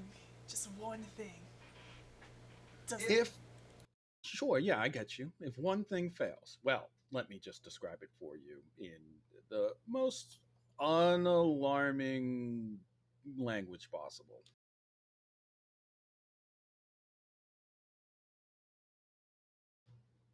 If one thing fails, there will be a cascading result. It will start at first with the alert that goes out to the president directly, as he maintains a field of the different energies that these elite guards have invested into his personal security. Once one of those fields is activated, it's likely any others will be triggered almost immediately, as they have all trained really to maintain this on a subconscious level at uh, unlimited range, at least on planet Earth. So once one of those fields is triggered and the rest follow, then there will be a lockdown situation wherever the president is, which happens to be here in the Red Kingdom. At that point, any suspected enemies of the president will be executed, as well as those that they believe to be sympathizers or those helping to hide them, which can include a massive amount of civilians. And in fact, I believe the protocols call for just randomly shooting civilians to ensure or shake out any other collaborators that could be hiding amongst them. There will probably be public burnings and beheadings. I think I've heard of that happening before, fairly recently, as well as an extended period of what they would call a winter of death. Where the local food supplies would begin to dwindle or be clamped down upon, and then the citizenry would be punished for allowing an assassin to try and kill the president in their country. It would inflict a scar that would last for generations. Oh, and the prison camps, of course. There would be prison camps. I feel like that probably goes without saying. I mean, we're talking about a military dictatorship. A prison camp is it's like a summer camp for kids. It's just you expect it every year. There's going to be people put into prison camps, and the counselors are meaner, not very nice. Anya's sitting up very straight as she listens to all this. So, in a way, we're gambling. You could say that is what I am doing. Yes, I think gambling. You see, you may be wondering why I'm even involving cops from Guam to begin with. I could hire specialists from all over the world. I could get some kind of samurai ronin from somewhere. I could hire crowds of them. But when it comes to gambling, the more unlikely the odds, the bigger the payout. Let's be honest. Now, if I could hire 40, 50, who knows how many samurai to carry out this whole assassination, and trust me, there are enough enemies of the Valentine clan where I could probably field that number pretty quickly with my bankroll. I could pull that off. But then I'd have to deal with all the samurai clans that think that they now have a claim to the now vacant seat of power. And these feuding human tribes really don't have a tendency to provide any sort of long lasting solution to an unstable government. So, I thought it would be best if I worked with some people that have intrigued me, I think, since the moment I became semi conscious, which, by the way, was when Sonny was shot in the head. I sort of blipped in a little bit, I believe, then. Like being stirred from a dream. Became aware then. Shot in the head by Elder Reyes? Correct. Almost like it was fated, in a way. And now here we are getting ready to sweep up the rest of the Reyeses. Funny how that works. So we are. Where are you gonna be while we're pulling this off? Getting into the proper position to take advantage of the attack. I've been building up a sort of cover, just like the rest of you. I mean, well, I took more time than filling out some paperwork. But I've had people working on this. Or I guess you could say Sonny has, or Yozan has, or some computer they weren't paying attention to sent some details somewhere. But that's the point of a corporation. Things work. They just work. All of it kind of clicking along a path.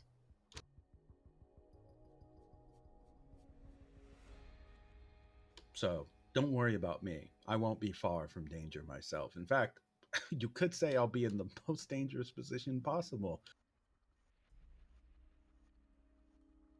If I mess up my plan, I am going to die right away.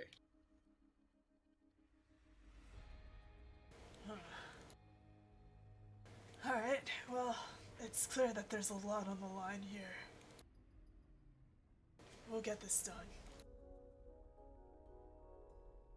But for now, wouldn't mind doing a little sightseeing. Of course, you have time before you need to go on your assignments. They will be carried out in roughly 48 hours. Till then, you have plenty of time to see Vladivostok and, of course, get to know the natives. And as for you two, he points to Ice Peak and Blue. There is a ferry that will be leaving before the day is out for your location, where you will be dealing with Don Reyes and Linda Reyes. I have arranged for them to meet with Sonny Fortuna briefly, so that they may receive the body of Elder Reyes on a little island near a resort called Golden Love, called Doma. Cute place. I have some memory of it. I am going home. We looked at that next week. Kind of surprised. Oh, home. You're from Doma. Well, that's fortuitous then. Because you're going to be taking care of the man who turned that place into one of the biggest native graveyards this side of the hemisphere. One of the greatest native population massacres that has been carried out by such a handful of individuals instead of just large scale government effort. The Reyes practically have themselves, by their own hands, been responsible for the deaths of thousands of Domans, I believe. And then, of course, Linda Reyes took care of the rest whoever she could find. So, I'm sure you're chomping at the bit for this opportunity. Well, not just you, right? Yes, I know this place. Of course you do. Good. Well, then it will be wonderful.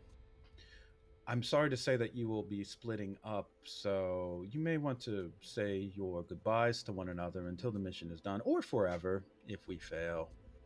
I don't know really what waits on the other side for mermen. Maybe like a nice fish bowl where God will sprinkle flakes on the surface. Wouldn't that be nice? I will find out, I suppose. I would like none of you to see none of you on my table when I return.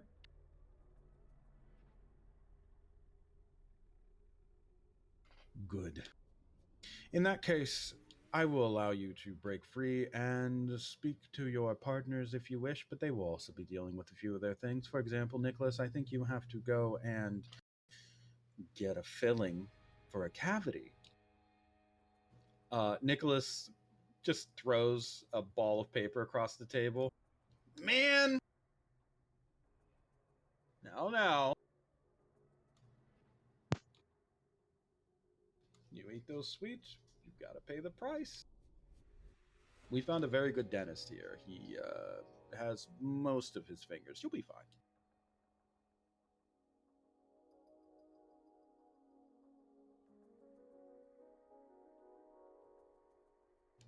If there are any questions or concerns, now would be the time to raise them, of course.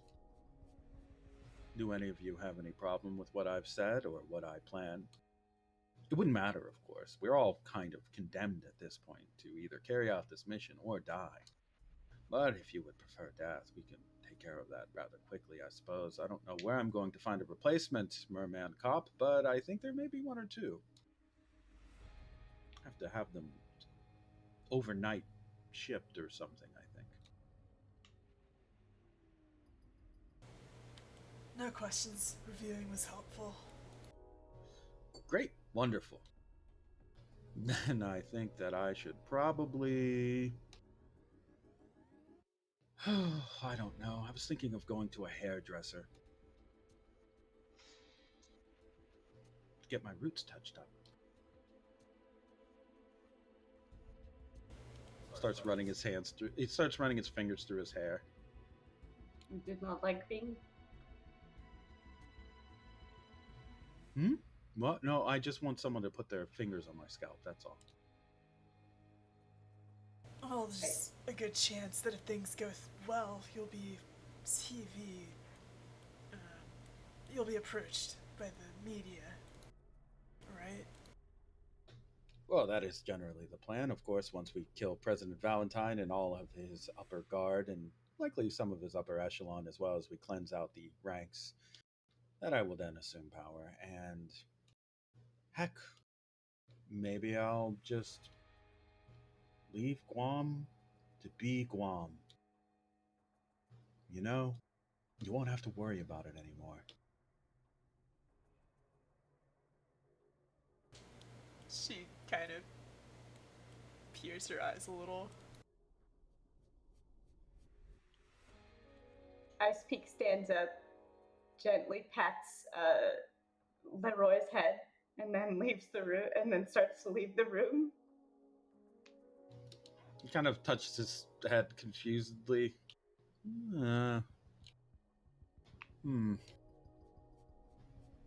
Well, okay then. I think that I should probably go somewhere. What was that? He just walks away. He leaves the ominous red room. And those of you inside of it, you have a moment to speak to your respective partner if you would like, or you can go and explore some of Vladivostok proper. It's up to you guys. Before we get into that, though, let's take a quick 5 to 10 minute break and then get back to it. All right. All right.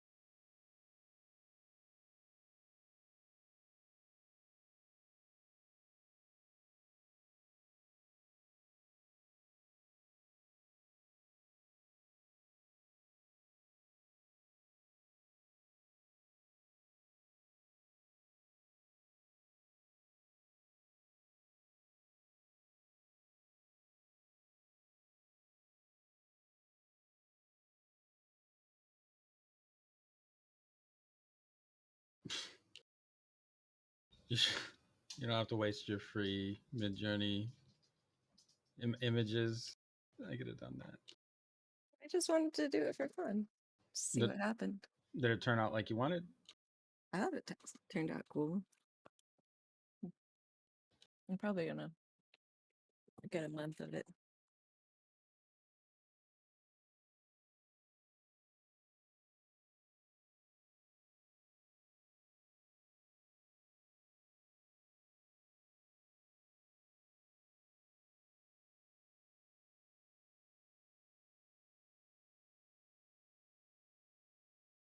Let's see what this looks like. Yeah, Mid-Journey, Mid-Journey, Mid-Journey. It did turn out pretty cool looking.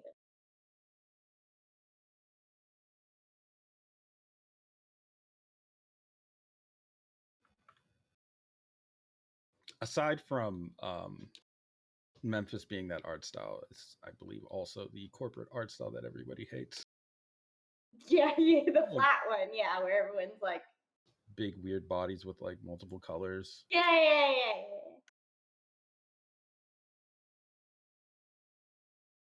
How do I get these goat heads? How do I get Mid-Journey to recognize goat heads? Yeah, I didn't see any. It doesn't understand.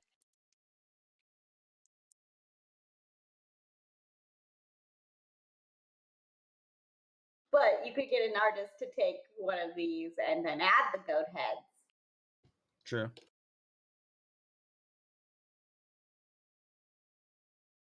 I think I still like the one that Blue chose to enlarge.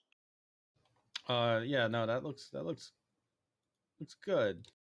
But I like how it has like that weird stringy, I don't know, curtains. Yeah.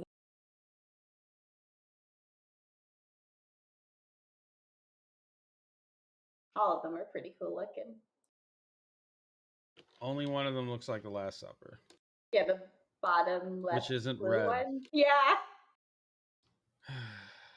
No.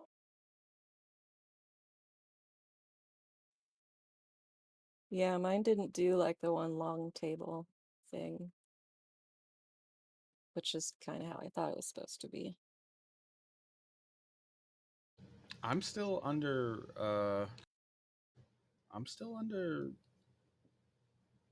like I'm still over 100 minutes left, so I might get like that 50% discount thing. I guess so that's cool. Won't know until the grand old day of September 11th. Oh. So that's when it renews. Yeah, I know. That's just when it renews. That's an unfortunate timing. I have a friend whose mother has a birthday on September 11th. Oh. Doesn't sound like a fun birthday. Yeah, she saw it happening on TV and said, "How could they do this to me?" No, I didn't know she didn't. No. And that seems like an embellishment. Yeah, really. I had a coworker that also had a 9/11 birthday. Actually, I had two of them. One was a very dramatic person, the other one was a very cheery person. So, that date's got range.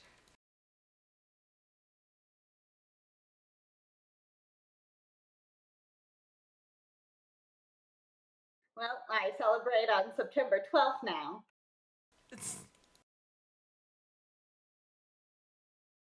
Probably for the best. What do you tell kids whose birthday is September 11th? Like, what 9-year-old on like September 11th of like 2002 was like, "Mom, Dad, I want to have a birthday," and they're like, "Let's have it on like the next day. Let's have it on like Saturday," and they're like, "No, but I want it.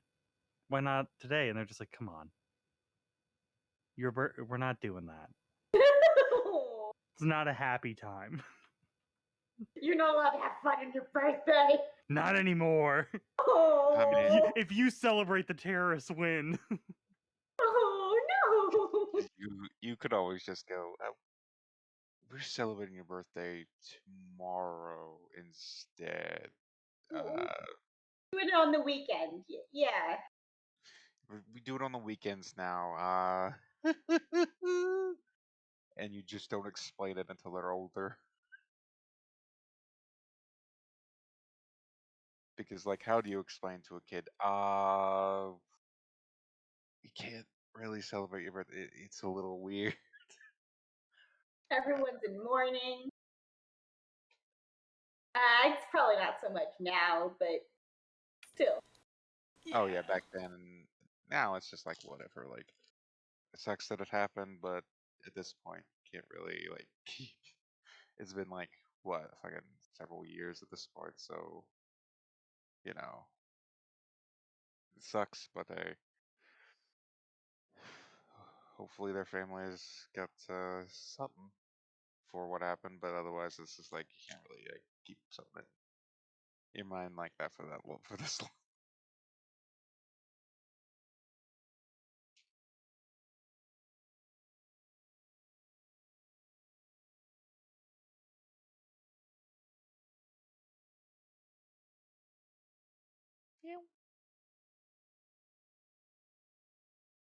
Oh, today's Keanu Reeves' birthday. And Selma Hayek.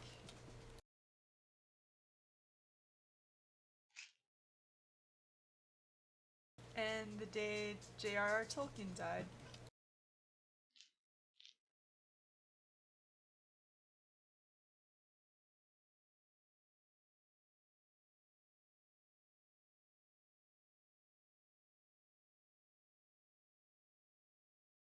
Rest in peace, J.A.R.R.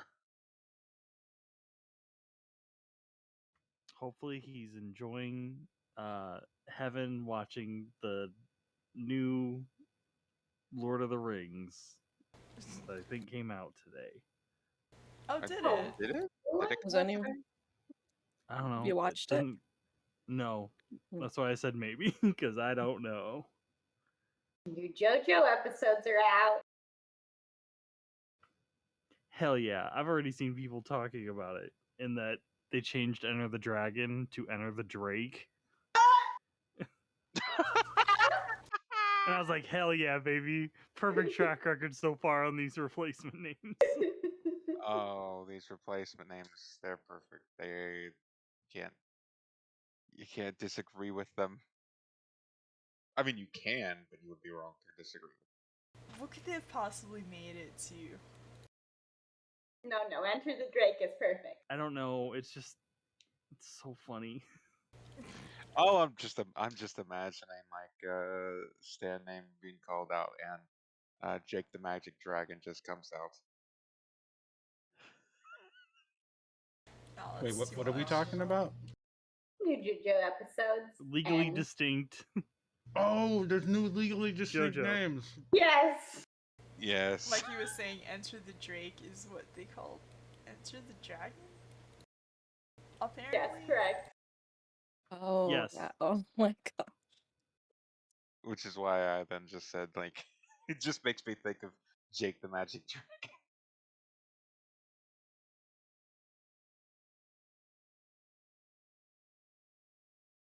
It's just a meme now. I hope.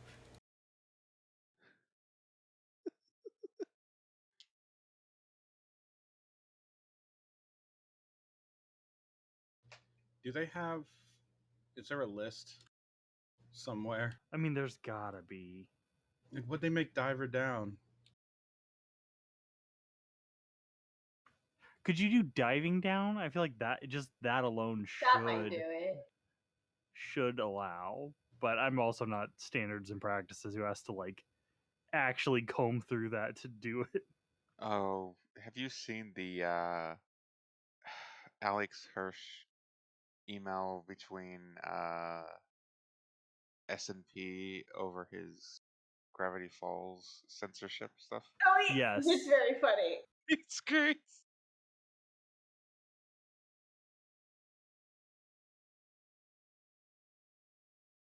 Especially remember the line like where he's putting I think it was not S&P improved on a poster and they argue with him and then he goes back, why are you arguing with me here?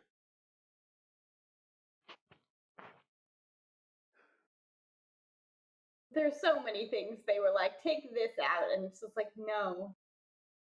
Why?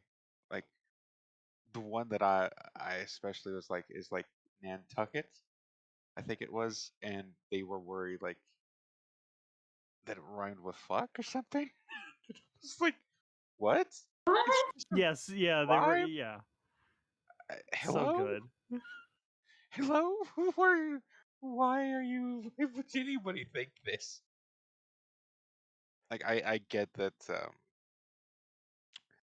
Obviously, you know the Okay, relationship, the very heavily implied relationship, sheriff, uh, was probably always gonna hit their censor button, but everything else is just wild.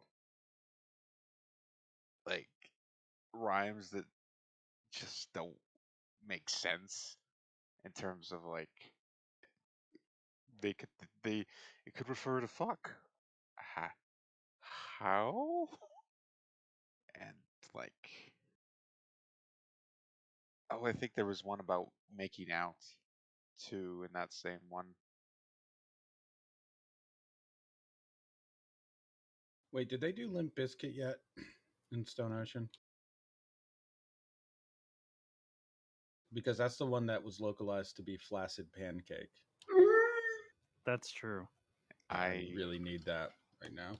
I really need the dub voice to say flaccid pancake. Now you're dead, Flaccid Pancake. Kill him. I I need that to be a thing. Ugh. Diver Drive? I Is that what it is now? I mean, that's just what it's listed as. Like the localization in the games calls it Diver Drive. Of But course. I haven't found anything yet that's what they call it also in the game, or not in the game, in the anime. We're gonna just have to watch it and find out, man. Yeah, I guess I gotta. Jeez, where are the true JoJo fans doing the hard work for me and updating the fan wiki? The fan wiki. Well, it came out like Thursday, so.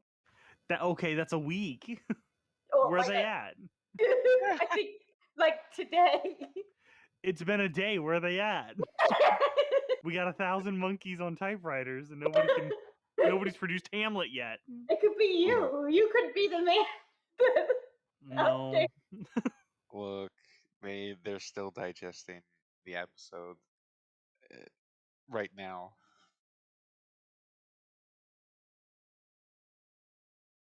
You got to give them time. Oh, Abel's here. Oh no. How did you get here, Abel?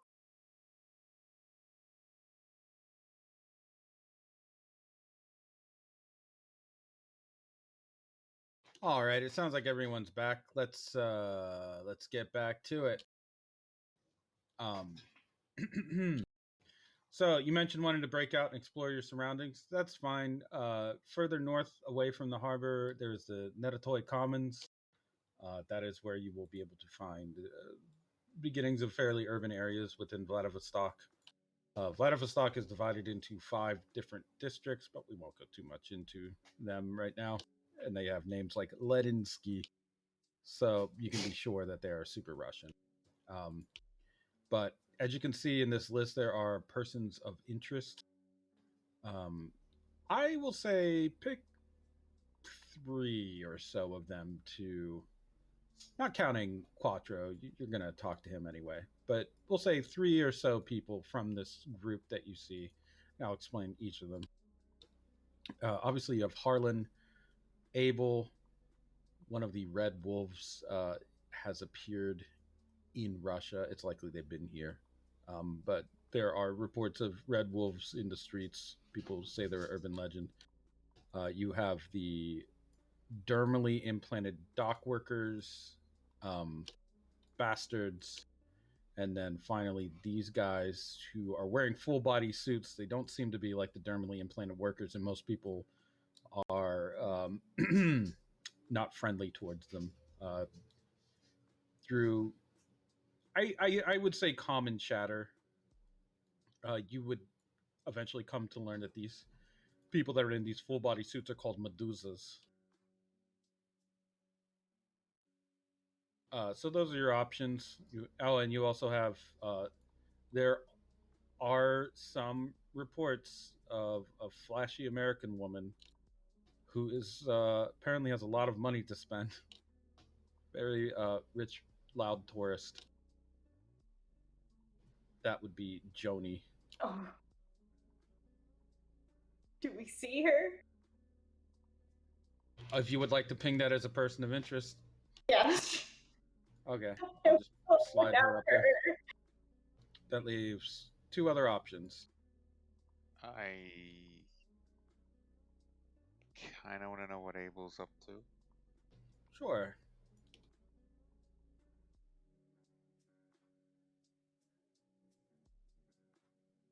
Abel's up to nonsense like usual, of course.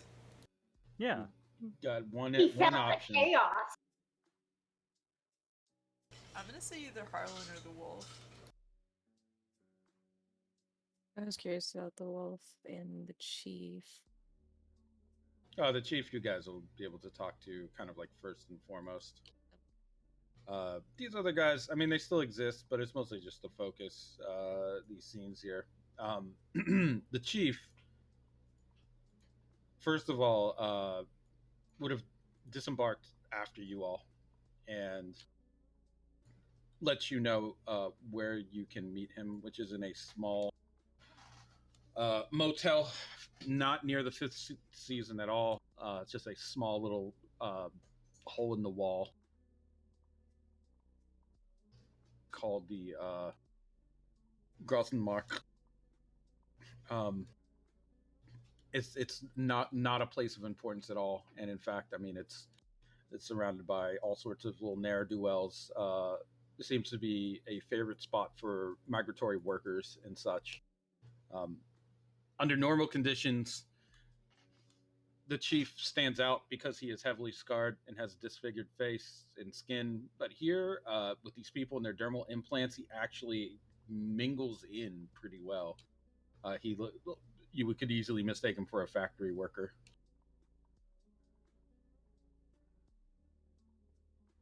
Uh, those of you who want to ask him a question, I suppose, may do so. He will provide you with some information. What sort of things do you want to ask the chief as a group? What he thinks about the plan. Specifically, if he thinks that LeRoi is gonna try to frame stick something on Guam as a fall man or merman, I guess. All right, yeah, let's keep it to let's say three questions. So that's the first one. What's the second one you want to ask him?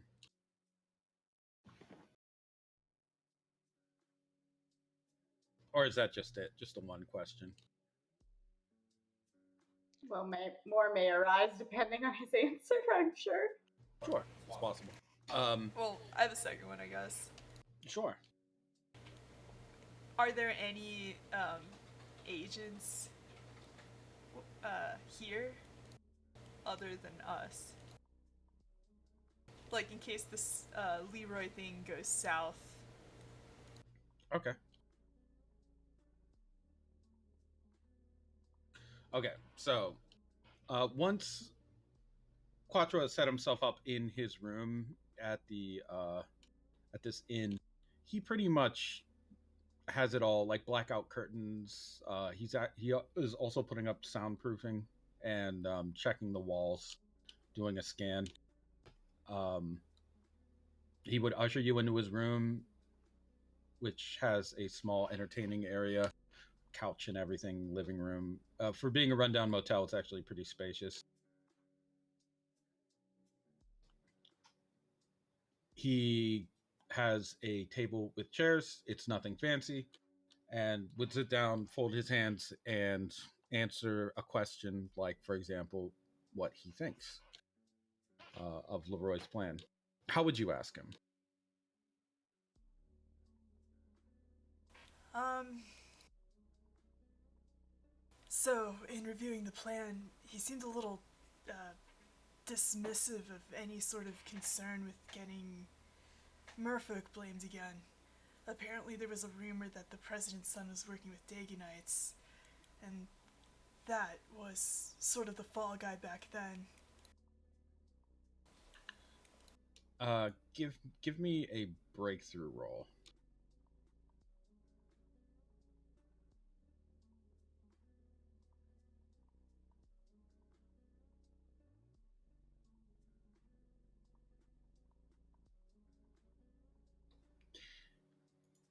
You can choose to succeed here with taking one mental stress, or you can fate point it. I'll just fate point it. Okay, what do you invoke? Christ, negotiator. Okay, in that case, Quattro will lean forward on his elbows and fold his hands on top of the table and tell you, I won't mince words. It's likely that if things do go wrong, he may attempt to blame Guam or merfolk as a whole. We can't say because we don't know much about this, well, current LeRoi. Do you think that there's anything we could do to maybe leverage things a little in our favor, Guam's favor specifically? Well, those things are already underway, so anything that you all would have to do mostly involves your own survival and success, of course. There are a lot of moving parts involved in this whole dirty cloak and dagger game. It would be it would be irresponsible, I would say, of us to simply put it all on your shoulders. We will handle the mitigation end as much as we can. Well, this is a very explosive situation, as you can imagine. Red Kingdom is seen as one of the highest competitors in terms of global power amongst Seven Nation Army member states. That means that if the president were to have an unfortunate accident here, it could set off a cascade of violence globally. Um, Everyone coming to eat the Red Kingdom's lunch, as it were. It's a rock and a hard place situation, as the saying goes. We're damned if we do nothing, and we're damned if we go through with this. Things do seem that way sometimes, absolutely. But there are angels on your shoulders, I'd say. Doing the right thing here could make a bigger difference than you know. That includes sparing a life if you feel it necessary. Although LeRoi seems, I'm sure, dead set on killing anyone in between him and the president, those who are alive may prove to be valuable in some way. So, if you happen to take any of them without killing them, it would be appreciated. These elite bodyguard, are you suggesting if we can spare any of them, we should?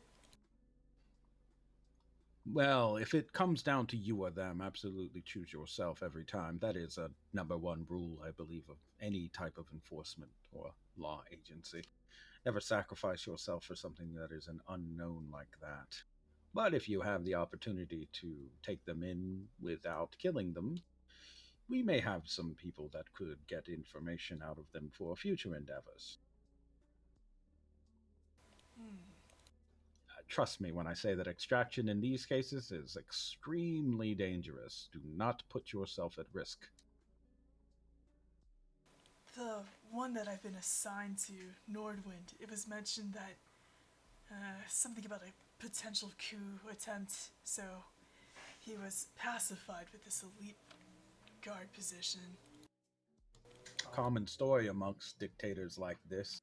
They either get exiled or they get put into a position where they are watched and scrutinized constantly. Their communications monitored so that they can't put out any sort of secret gathering, and of course, can't really coordinate to kill whoever it is that they want to kill. When you put a man like that in charge of security and have three, four, five, however many other peers, those are all other people watching them as well, and in a position where they can't really hide anything without giving away the game. It can be smart at times. People say, keep your friends close and your enemies closer. That's a bit close for me, but I'm not the president of the world.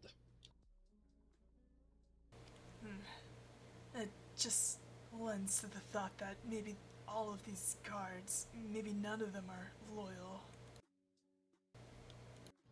Well, perhaps not, but what about the rest of you? What is your read on the situation?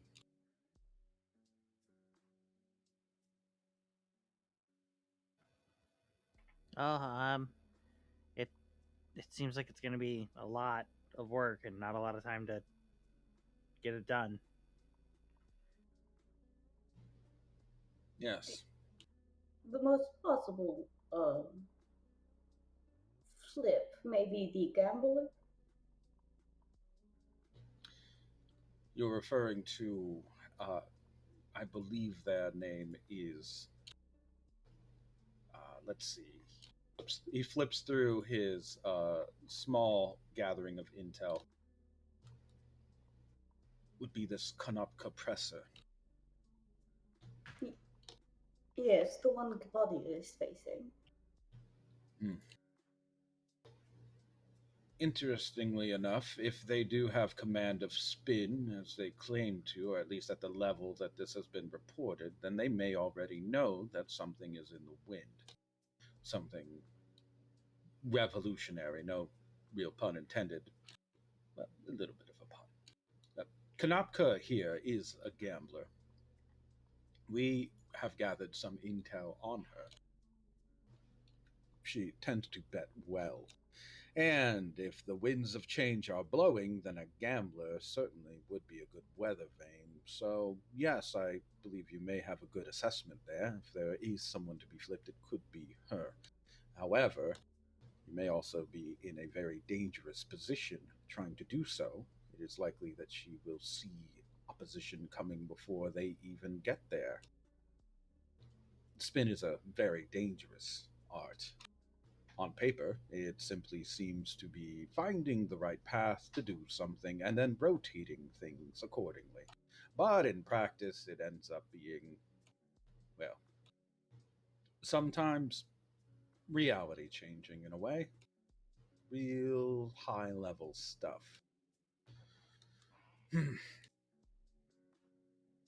But a simple bet may change her idea if she is truly addicted. Detective Cornell, do you have any thoughts on this? It would be your life on the line. I think it's worth a shot. You could say it's worth gambling a little bit over to gain a lot.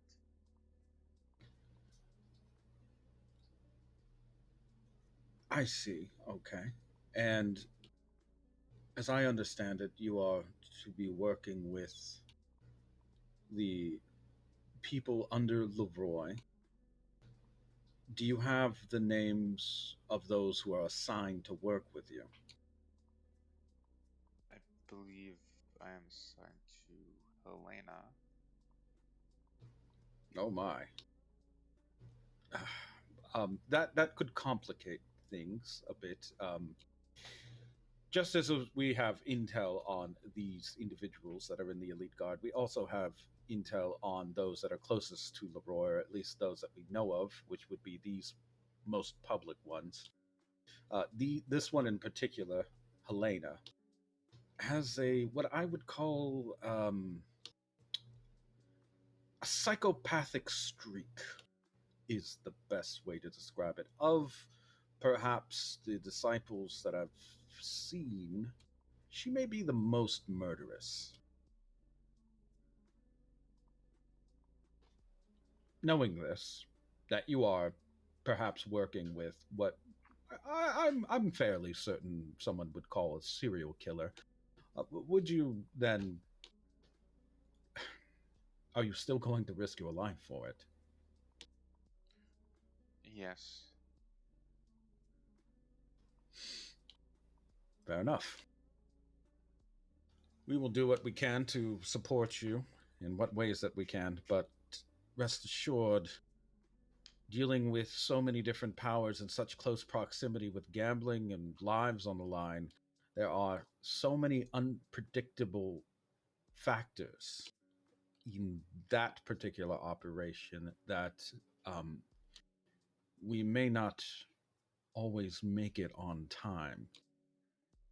I'm not trying to condemn you here to a death that I don't think you deserve, Detective, but that could be quite a it's a burden, as it were, burden on us in a way because it means that we will have difficulty likely extracting Kanapka, but a burden that I have to worry about you taking on a dangerous situation. This is a bit like trying to wrench a fresh kill from the mouth of a wolf, you know, a wild animal, which is really what Helena is. I'll figure out a way.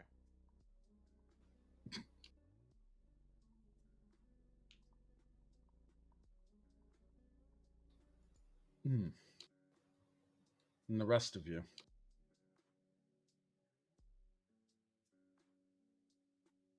Do you wish to know of our assignment? Yes, you might as well just tell me now. I will be taking care of the Reyes couple, along with Blue and the child, Nichols. Ah, drew the short straw, did you? No pun intended. Okay, well, that one I can't truly say no pun intended. He is a child, and thus short. I see no problem working with small, annoying child. Well, I will say he can be a handful.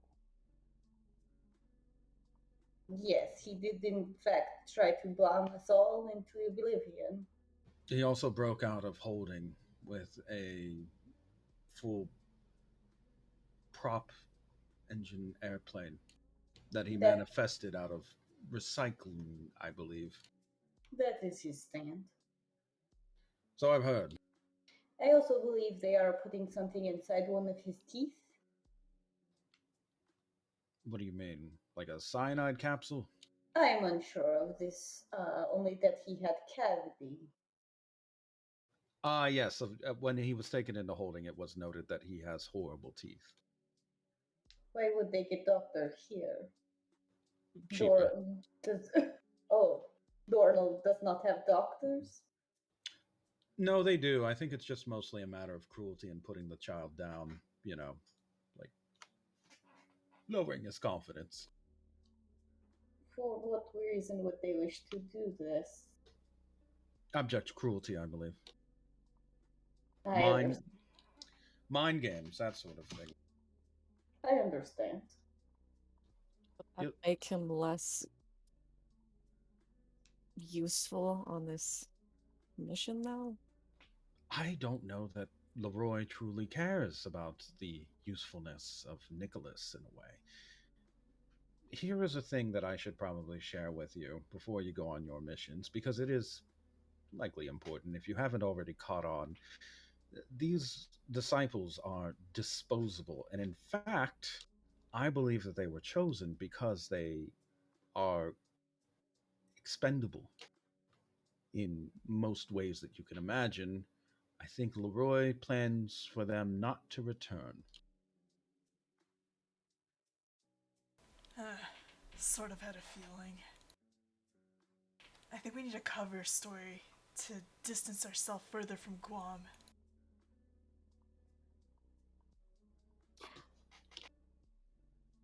say Well, we're. I am out for crazy personal revenge. It will not be difficult.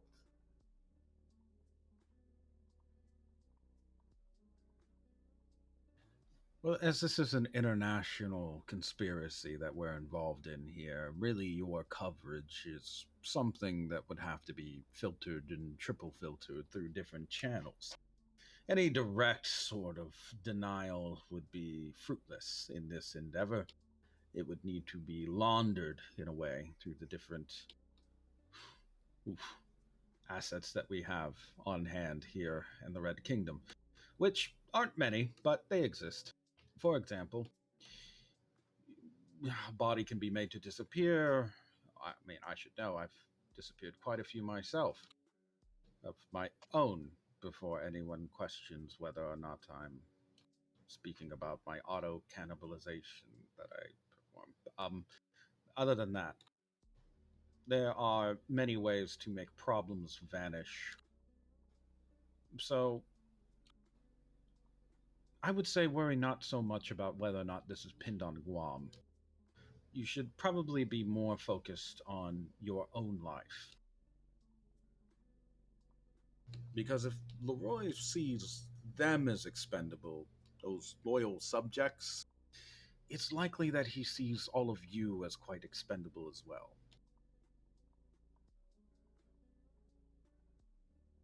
What a surprise. The CEO of a horribly, morally bankrupt corporation and the Antichrist would see our lives as expendable. I think we know what we're getting ourselves into here. The drama writes itself, doesn't it?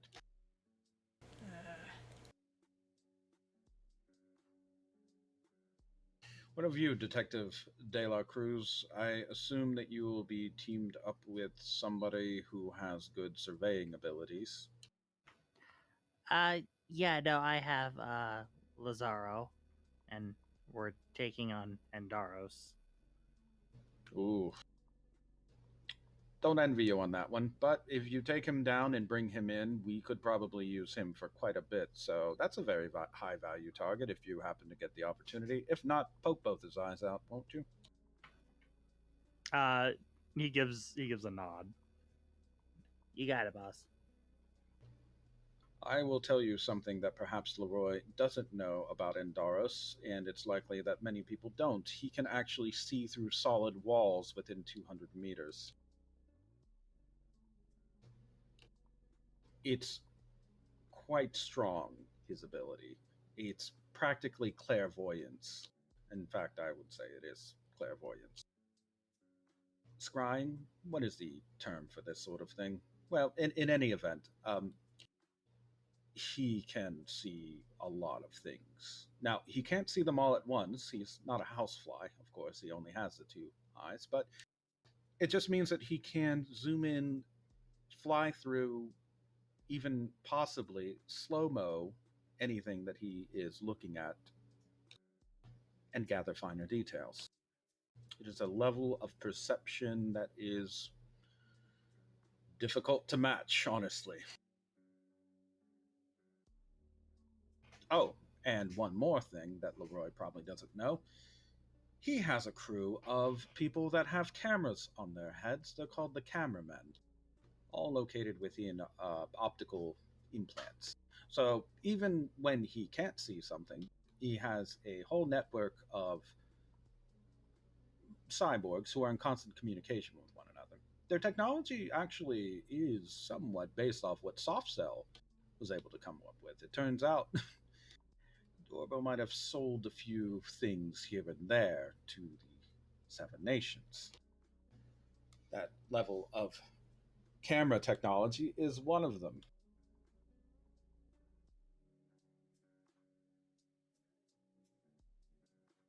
Oh, and as for that Lazaro fellow, we've done some research. Apparently, he's either an imposter or a time traveler. We're not sure on that one. Yeah, no, yeah, yeah, that fully tracks. Records are scarce on his exact identity and history, But it seems there may have been a Lazzaro Limoncello at some point in the 1960s in Italy, involved with a number of, how do I say this? I would call them anti fascist actions, a bit of a political firebrand. No, that seems to make sense too. Man hated the Nazis. Just too bad he's working for the Antichrist now. Yeah, I'm sure hell isn't a fun place. You would be correct. De La Cruz, it is named Hell after all. I don't know that one was. I think they got that one right. Speaking Well, of yeah. which, I think it's maybe time to lift the curtain a little bit on who we are and what we're doing.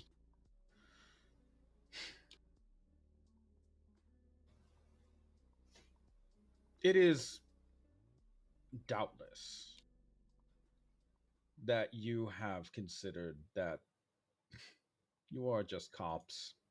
This is a lot. Really.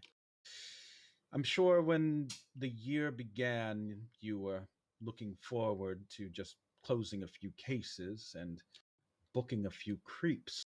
Now you're on the global stage, about to involve yourselves in a terribly tumultuous assassination and changing of power from hand to hand. This level of spycraft, statecraft, everything craft, really. Omnicraft? I'm not sure there's a word for this. Not exactly what you signed up for, and there's no amount of police training that's going to prepare you for it. But that is why we are here. Over time, there have been individuals that have been involved in certain events and series of events, chains, that have been a bit in over their heads. In the past, that was mostly handled by a nonprofit organization that you may be familiar with called the Speedwagon Foundation. They are woefully underfunded these days, but they still exist as a sort of safety measure, a valve that protects against being overloaded, as it were. But times change, and the world changes with it. So we can't rely entirely on the Speedwagon Foundation anymore. The founder of the organization that I am a part of understood that very well. In fact, he largely predicted some of the things that are occurring this very year. I won't say much of who they are, their identity. I will tell you that they are not of this earth. I don't mean that in a spooky, supernatural way. They, I believe, come from the moon. This individual seemed entirely compelled to try and stop something that they saw coming due to calculations. They had the resources and the predictive ability to gather the funding necessary to start the organization that I am currently in. They even, and I know this is going to sound completely bizarre, but bear with me, predicted that you would be in this very situation, which I will hold for a moment of slight shock before continuing, and so I will continue. These predictions aren't 100%. There are variables, as there are in all things, and when we are dealing with something like the Antichrist, well, that is the ultimate variable. The Antichrist could die during this operation, could die before this operation, could die well after this operation, or we could all die simply because of the Antichrist. They are the ultimate, how do I say this? Wild card, yes. Which is why, of course, it helps that we have people that are very predictable and stable dealing with this issue. The person in question, founder of the organization that I am in, also has predictions that this won't be the end of it, however, this turns out. Whether disaster or success, there will be ripples, consequences, opportunities. Some of it may be easy to see coming, some of it won't at all. There are even supposedly theorized outcomes where you all completely do everything that you set out to accomplish, and then things still go wrong anyway. There's also ones where it seems that you all are completely defeated, and then things turn out somewhat better, though not by much. So I'm a firm believer in free will. I have to be, or else I would probably throw myself into an incinerator and burn until I got tired of it. Um, I think that it's important for a person to have agency. All of you right now have agency, and I do mean that. You have the agency to carry out the will that you see fit for Guam and for your people and for the people of Earth, both human and merfolk alike. I trust, I think, that you will do the right thing. And if you don't, we'll have to readjust our calculations accordingly.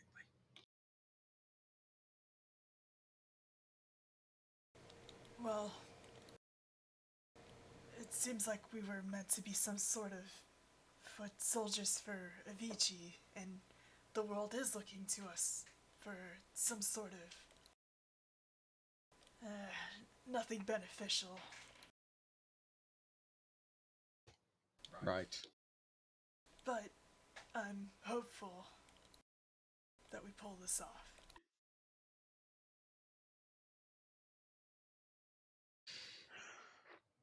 I think that you will, one way or another. I thought that I was dead when I suddenly had to deal with a stand that wanted to consume my body. I really thought that it was the end. But I did the irrational thing and killed it and ate it in a way. And so I lived. If I can do that, I trust that at least one of you can make a similar decision and choose the most extreme option possible to achieve victory and survival. Whatever it may be, do not flinch or falter or waver when fate is on the line. It's all you can do, really. If we succeed with this mission, is there any chance we'd be able to meet this founder? If you succeed with this mission, the founder will want to meet with you. You'll be the one who will be able to tell us when we will come and chat with you, and we will listen and even bring a bottle of wine and a fruit basket. Hear that, guys? I think that sounds like a pretty good deal. Let me not understate this. The world would technically be in your favor. I mean, they wouldn't know it, but they would be. Did you hear that, Mikey? A fruit basket. Is that really the part that you're taking away from this? I can buy a fruit basket here in Vladivostok. I really could, if that would give you the motivation. He just smiles at him. Shakes his head. My motivation is I'm protecting 2 of my homes. Don't need much more than that. Yeah, the fruit baskets would just be the cherry on top.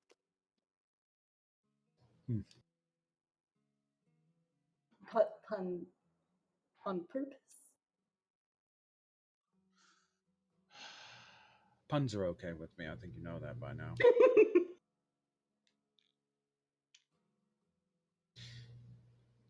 Well, I have a few things I need to do, and I'm sure you would like to see this city before you go out and maybe march to your demise, if that is what the outcome is. I pray not. Don't worry so much about any ramblings I have to say on the matter. I am here mostly to be a handler and a friend. And I do mean friend. I am rather fond of you lot. Um, you're all nice people, really. Even the shark kind of motions to Towner. In fact, he's a bit of a sweetheart, I think. Ah, Chief, not expecting this from a demon.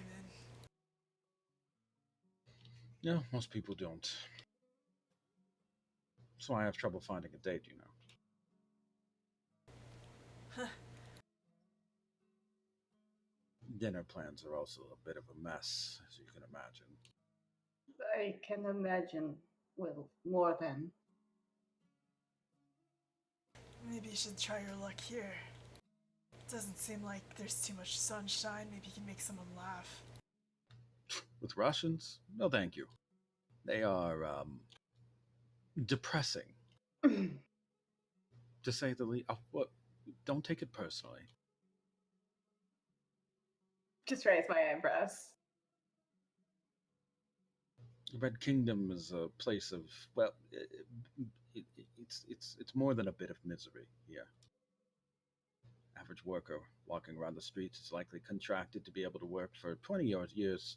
So, 20 years or so before their dermal implants will be considered no longer compliant, and they'll have to face the trial of either getting new implants as an older worker with a likely worn out body, or taking work that is unregistered and unregulated, which could involve dubious construction or mining operations, in which case they will likely die on either one, either through radiation poisoning or construction site mishaps.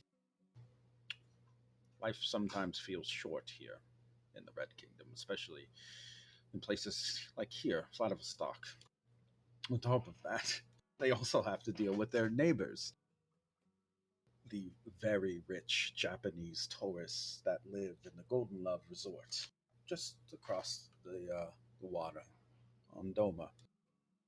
Constant reminder that ultimately capitalism is the house, and the house always wins.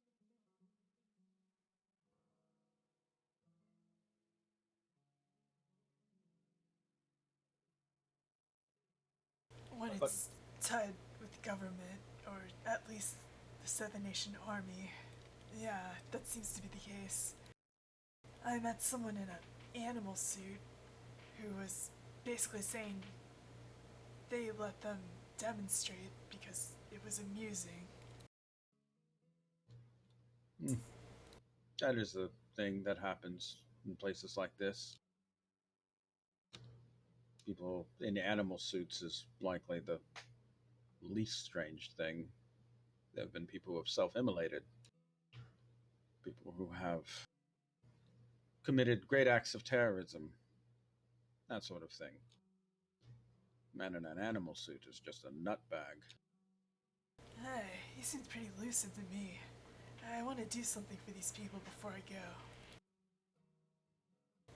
If I live. Well, according to projections, and you can take this with a grain of salt, the world really won't be able to heal unless the Seven Nation Army does fall. As it currently stands, as a military organization and as totalitarian government, it will completely maintain its stranglehold on humanity and all land masses that it can grab until the end of viable natural resources, which is quickly approaching. And then, of course, there will be a period of collapse and infighting as the Seven Nations consolidate their power further and further, shrinking down how much they care of the people and protecting the military and the rich, until there is very little left of this great, sad story that was humankind. Once the Dagonites sweep over the land, if they do, It will look a bit like one of those post apocalyptic movies. You know, the ones with the bunkers and the survivors and the monsters at the door. Except, of course, the monsters will be Daganites and doors they can probably eat through in a matter of seconds. So, dark days ahead. And that's simply one of the projections. You should see the one where the horses get out of control. That one, I laughed for hours. It's Horses. Horses?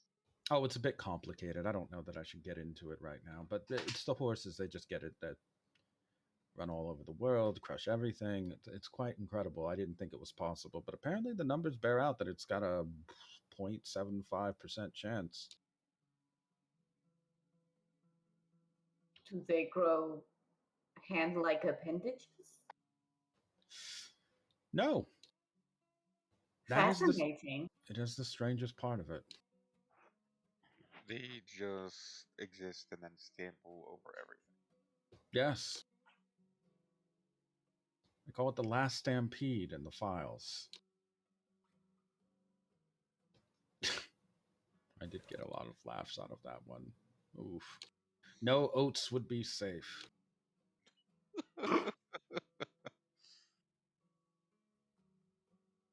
Anya's just rubbing her temples. This world is so fragile. It is. Very, very fragile. Like an eggshell, one could say. My patron believes that it is an eggshell. Something is going to be born from this. We just have to make sure that the Antichrist doesn't just smash the whole thing and then, well, fry it up in a pan and eat it, shell and all. Oh, and Avicii as well. Can't forget that one. He is in the sea. But for right now, we are dealing with one major threat. There are two antichrists, and we must worry about them both.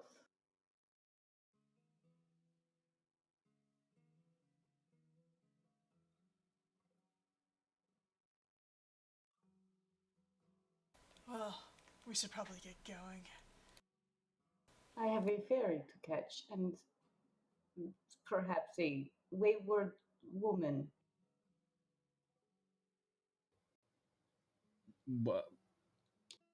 Wayward woman. There is an American here. I am afraid it is Johnny.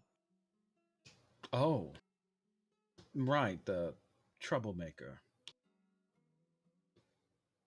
Yes, we did have reports that she was in the area. I assume to cause further trouble with the Seven Nation Army. She is apparently not a fan, but it could be something else.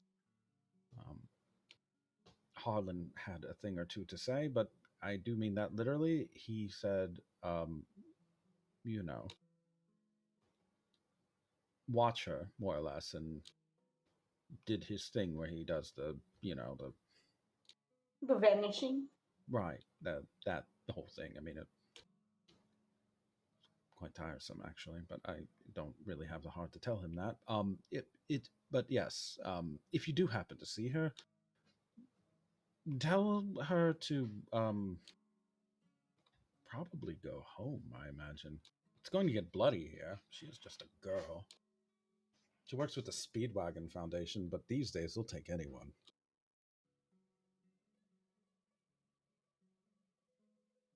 Including children. Times are tough. Did you know at one point they supposedly worked with a dog? A dog. We also have dogs on our force. No, I mean, a dog was an agent. Like in the 70s, the 1970s. It was a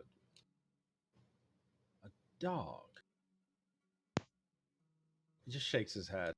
I have used the dog to track down gods. It is not too surprising.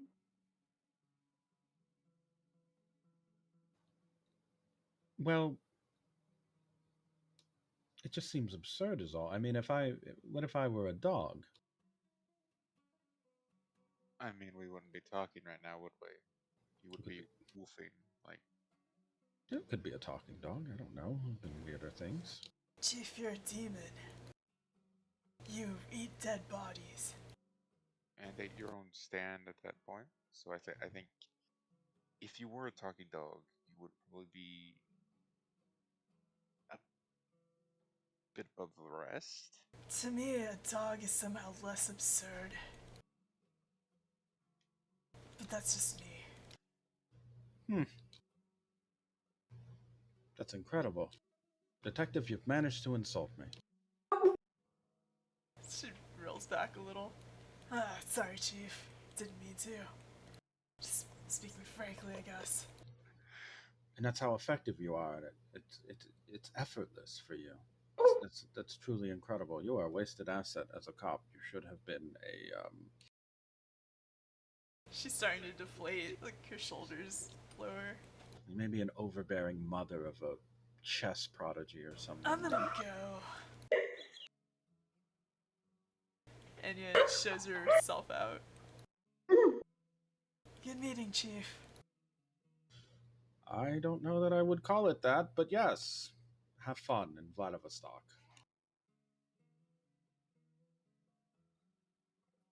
You do the same, sir. Oh, Yeah. I'll be keeping to this room. Find many pretty girls. Or boys. At this point, I think I would just be happy to kick back and enjoy a nice deer-added soda pop. Yeah, let us know if you find any good places to eat that aren't. And he kind of just looks around the room.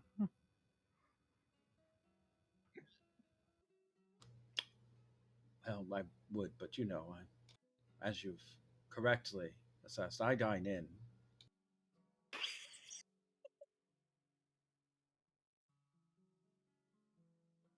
Mikey would just give a nod to that. That was good. Take care, Chief. I always do. You as well, out on these streets. They aren't like Guam, And I think it goes without saying that you probably shouldn't flash any of your aquatic bits. Try to keep it human looking ish.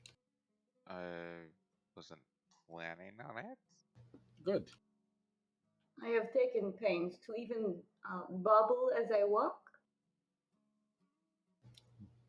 What? Bobble?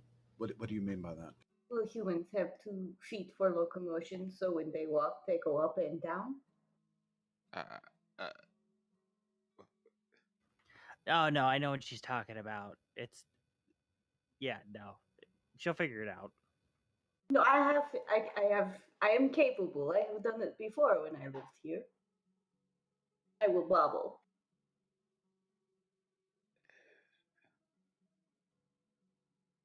So thank you for understanding De La Cruz. Yeah, he just kind of nods. I speak bobbles out of the room. Is it like exaggerated or something?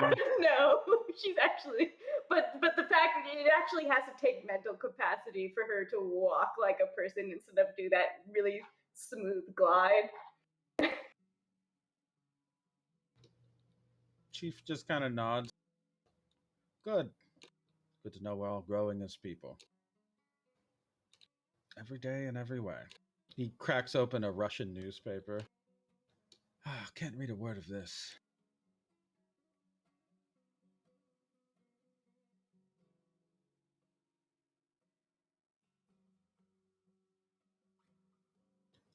So you have spoken to the chief. We're kind of running up against the end of time here. So who do you want to meet with first, or yeah, the end of our time, not the end of all time? I mean, I guess it is the end of all time. It is the kind of apocalyptic. It could be. You've got 3 people that you were interested in checking in on. I speak is going after Joni, but it does not have to be the last thing we do tonight. If you want to like start with that next time. Um, hmm.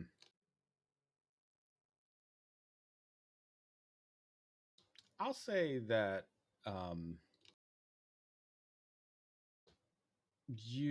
if you want to catch up with Johnny, we'll split the party. So you want to catch up? Does everyone want to catch up with Johnny? Actually, you guys probably have other things you want to do. I'll check out the wolf. I'm checking out Abel since I did save him. All right, we'll go with a bunch of different things here. So we'll say you over here. You wanted to check out the wolf, Enya? Yeah, right? and with blue. Yeah.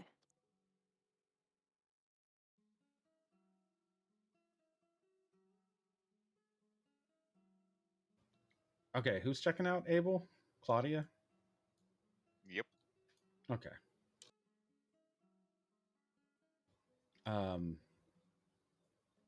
and then Mikey, you have your own thing. I guess a towner can be involved with. So let's get a few rolls in to determine what we are able to learn about these individual things. We'll start with you, Towner and Mikey.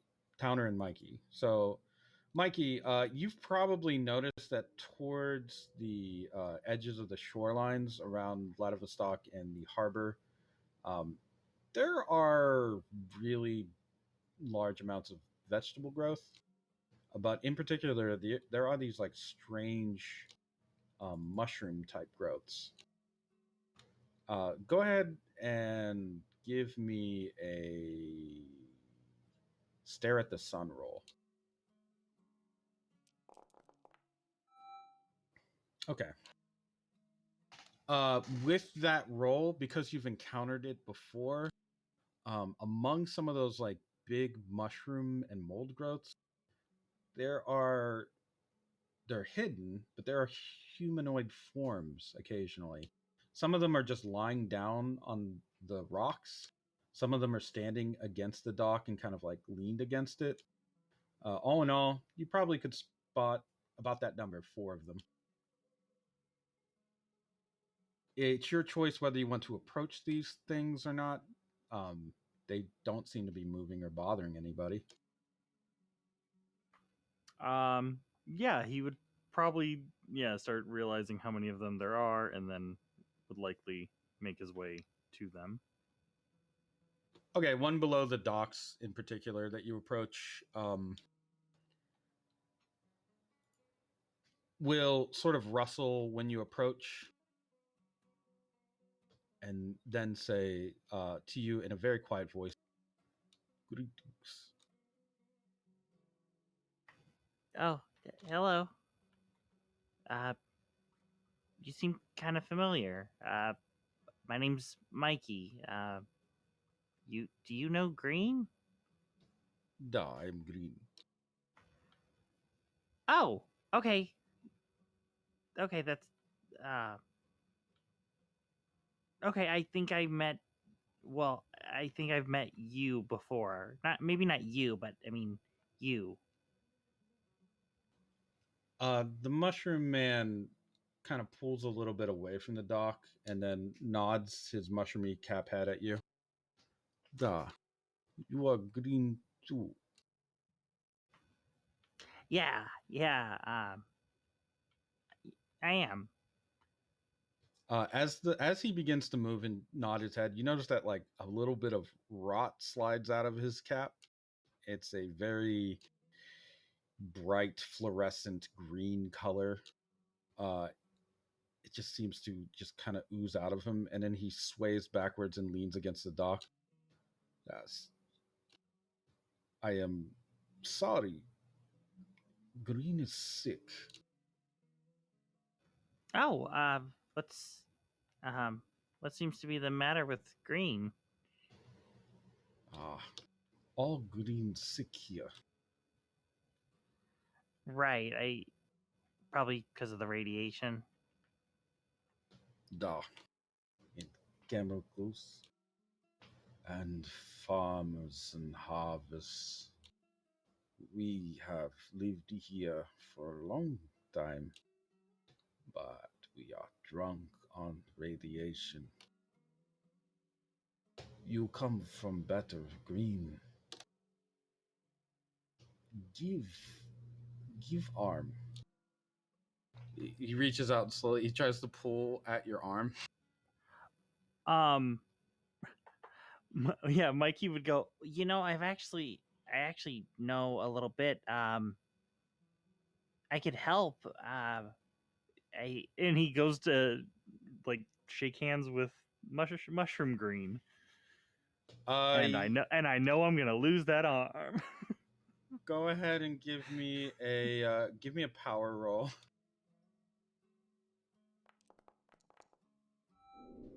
Okay, with the 2, you only slightly crush his mushroomy hand. It is like yours, no bones, but it's very weak. Oh no! Yeah, it kind of crunches. Not like crunch, but it Yeah, it's squishes wet, under your grip. Yeah. He pulls it back. It's like now limp. Oh, I'm so sorry. I didn't usually. There's a little more to it than that. I apologize. you find good soil or anything that maybe help, or you give arm. He tries to reach out his crippled arm at you again. Oh no. Yeah, Mikey. I guess why not? If I got to pay a fate point for it, I haven't spent any. I need to actually update this back to 3. Can Mikey pull out like this? This sounds stupid, but I'm going somewhere with it. Like a bag of trail mix or something like that. Sure, That he why would not? likely perfect. He's gonna do that and with the inhuman speed of a merman, pick out all the sunflower seeds. All right, you're just gonna give him the sunflower seeds from your trail mix. Yes, I'm gonna hand them over to Mushroom Green and just go, look, I don't know if you and me are kind of on the same level, but like a lot of the plants that I ingest, I can kind of have the properties of. Um, Unfortunately, I really, really love, certain apples from mangrove trees that are actually very deadly to people. So I'm a little bit toxic. Uh, but here, and he'll take his good arm and slowly, gently put the seeds into Green's good hand and just go, sunflowers are known, they have the ability to take heavy metals out of the soil and they trap them inside their root systems and well as their stems. That's why they can grow so big even in the worst places, including areas of radiation. They actually can remove the radiation out of the soil. uh, so and he's just kind of holding Green's hand with his hands, and he goes, so if you can ingest these and take on some of their properties, I mean, I'd probably have to get more seeds, but I don't know what the seed trade is like here. Uh, but yeah, he just leaves them in Green's hand and just goes, you can start helping yourselves by being better, and you'll also help everyone else around here. Green looks down at the sunflower seeds you place in his hands slowly, and as he bends his head down, you see his whole mushroom cap head slide off of his head. Just falls right off and crumbles onto the ground into mush.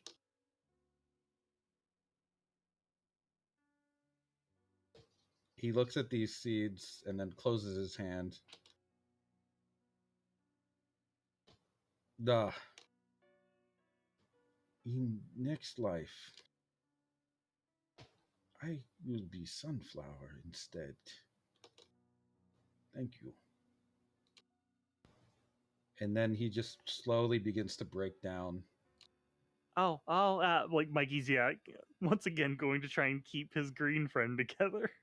Oh no, this one's just turned into mush. Yeah, but I know it's probably where the last one was all burnt up and fucked up. Now this one's just melty and goopy.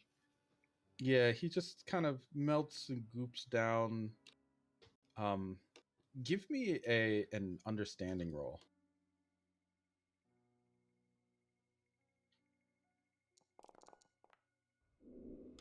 The one this is like, yeah, it's confusing and distressing that now this is the second guy you've run into that just is dying. Um but there's something else that's happening. It's not quite just that they're like dying or that you're even the cause of that just by talking to them. Um there is some kind of process here with the green that is maybe new to organisms in general. Um, while that one was dying, and even the other one while they were dying, they didn't seem like super distressed um, or even sad about it. And even in the case of the first green, and just as in this case, the other mushroomy people that you see around have seen, they don't even look into the direction of their fallen brother or sister. It's hard to tell. Um, in this case, they just continue to cling to whatever little rock crevice or shoreline they can. Um, but the boy, the one that you were trying to say, that green, the mushroom green, he's just kind of melted into a pile.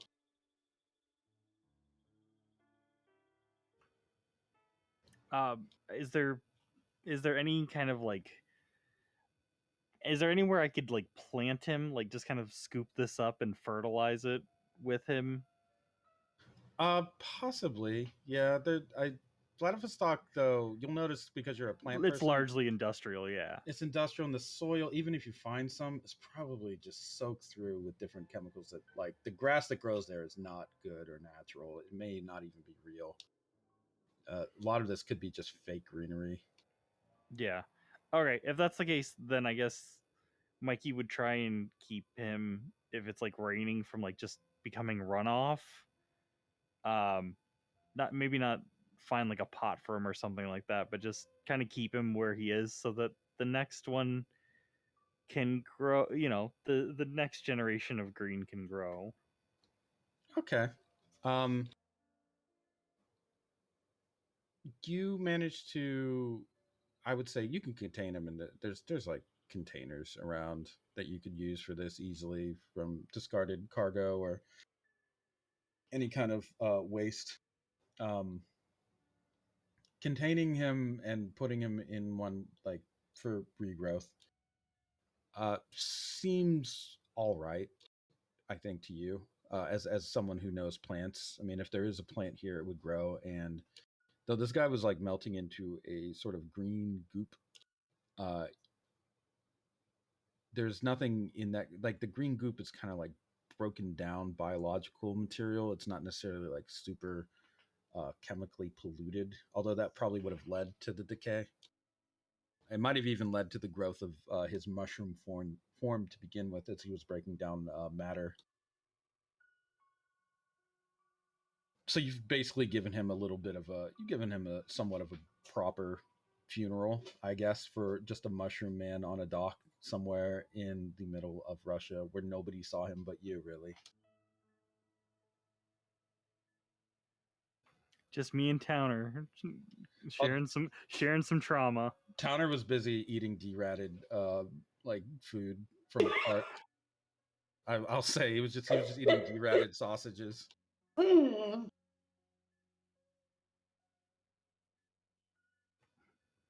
Okay, yeah. Then with another potted plant friend, good to go. Uh, Mikey would probably meet back up with Towner. Just find him eating, I assume, Deratted, yeah. canned sausages. Yeah, Just gross deratted sausage. They're like off color, whatever color they are, it's off. yeah, Uh, yeah. It's worse than like Vienna sausages. Just absolutely terrible. They're green sausage, but they are not vegetarian.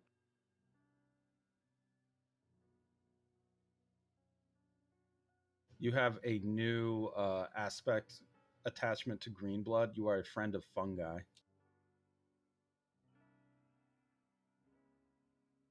That means you may be able to gather more information from mushrooms. and different fungal growths.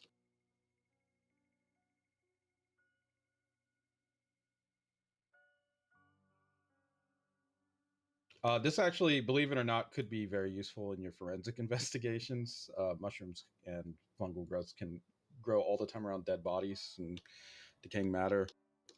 In a crime scene where there is like nobody checking in on something, and then it's been left there for like a week or two, you may find mushroom growth, and that could actually tell you quite a bit about things like atmospheric conditions, different chemicals that may be involved in that area. Um, Levels of moisture could indicate how much a door has been opened or closed in a room, especially during different weather seasons. So you can actually get a lot out of mushrooms. Consider it like a tracking buff in a way.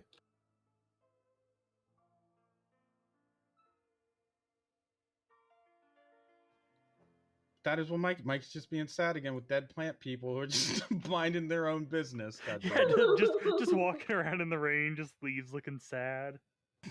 Oh, Autumn must be like a fucking nightmare. Just plant people dying left and right. That's why he lives in a tropical area. There's Yeah. there's no fall. Just to I guess shuffle on to the other encounters here. Blue and Enya wanted to track down the red wolf. I would say Blue has familiarity with the red wolf. There are rumors that the red wolves exist in Vladivostok and in the Red Kingdom as a whole. Some of the people see them as a good luck totem. Some people see them as a harbinger of death. In your case, kind of what, well, a little bit of what they are.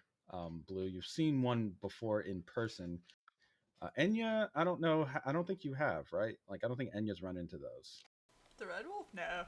Red wolf. Okay, so go ahead and Blue, give me a gamble roll for this one.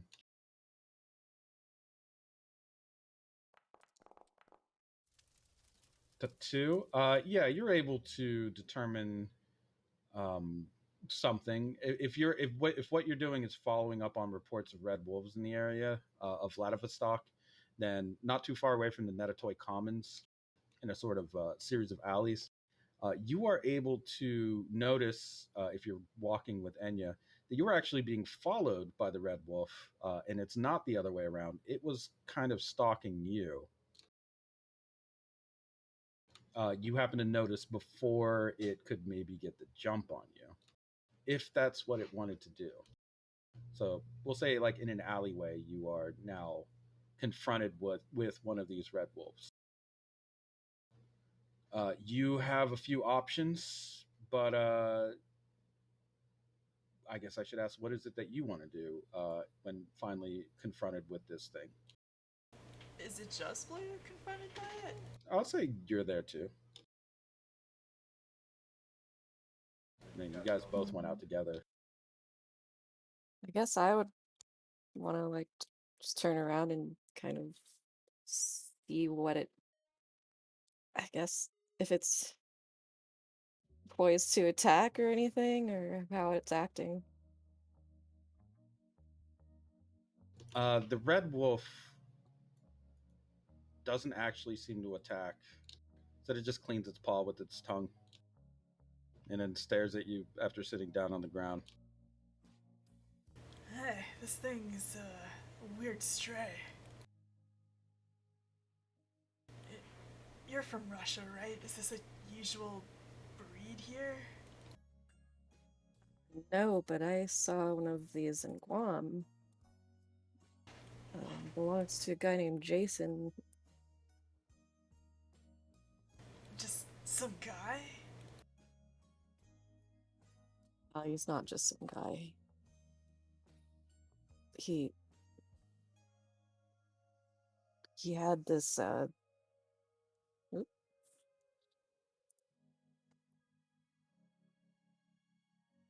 he was trying to entice I speak, and I had to go through this red door. Well, does Blue not? She doesn't really know he's a god, I guess. I think it's come up, probably. Oh no, I'm just joking that like we largely ignored him for being any kind of threat. Oh, like in the previous. Yeah, throughout the whole arc, we were just like, no, he's our fun little backwards investigator boy. Let's be nice to him and bring him along everywhere. And then it's like, oh shit. So I just love that everybody's like, yeah, I don't know, he's just a guy. What do you? He's just there with his sunglasses. He Does, kind of. Oh, sorry. does this thing talk? How did you know it had an owner at all? Well, he was. Jason had one that was exactly like this with him. So you met him, the owner? I did. I guess he said he was a god, and now that I know gods are real, maybe that's true. Oh, so this is an egregore? The human crown? I think so. Is that why it's following you? Not sure why it's following me. Hey, Wolf. The wolf looks at you. You can't talk, can you? The wolf says no. Ah, sense of humor. Alright, you have our attention. How would you like us to engage with you? The wolf licks its paw again and then starts cleaning its head. Like a cat, actually, not like a dog. Maybe it's lost. What you doing in Russia?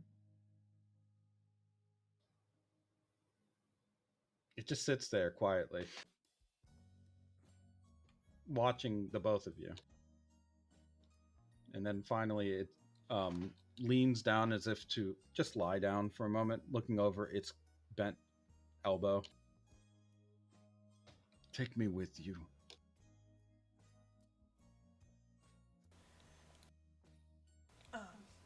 To Doma. Take me to Doma. Why do you want to go to Doma? The doors, they are closed. But there is a door in Doma. I think it will open. When you spill the blood, take me to Doma. Spill the blood.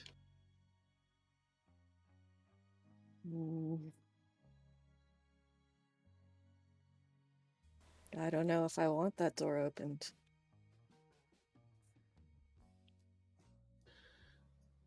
There are two options. Spill the blood in Doma and open the door. Or red wolves will run wild through this and every other city. Open the door. Spill the blood. I don't talk. I'm a wolf. But why? It just stares at you silently.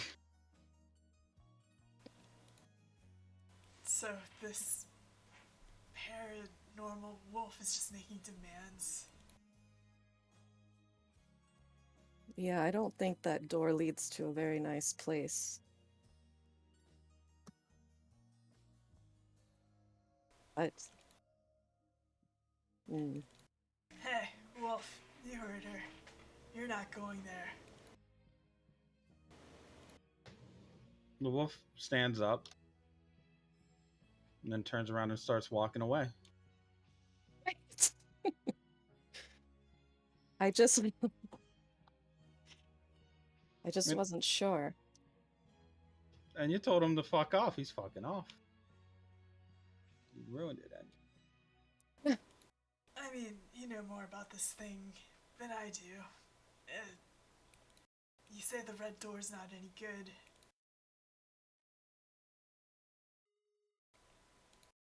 Yes, but I also don't think it's a good thing to have red wolves running around terrorizing people.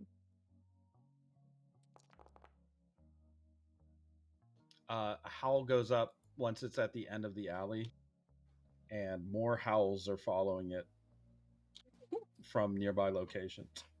Wait, wolf! I'll take you. It lowers its head and then trots back over and then goes back to lying down.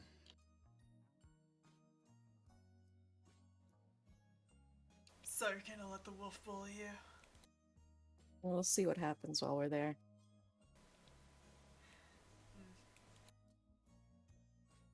So there we go. Blue is bullied by a red wolf who's going to get his friends.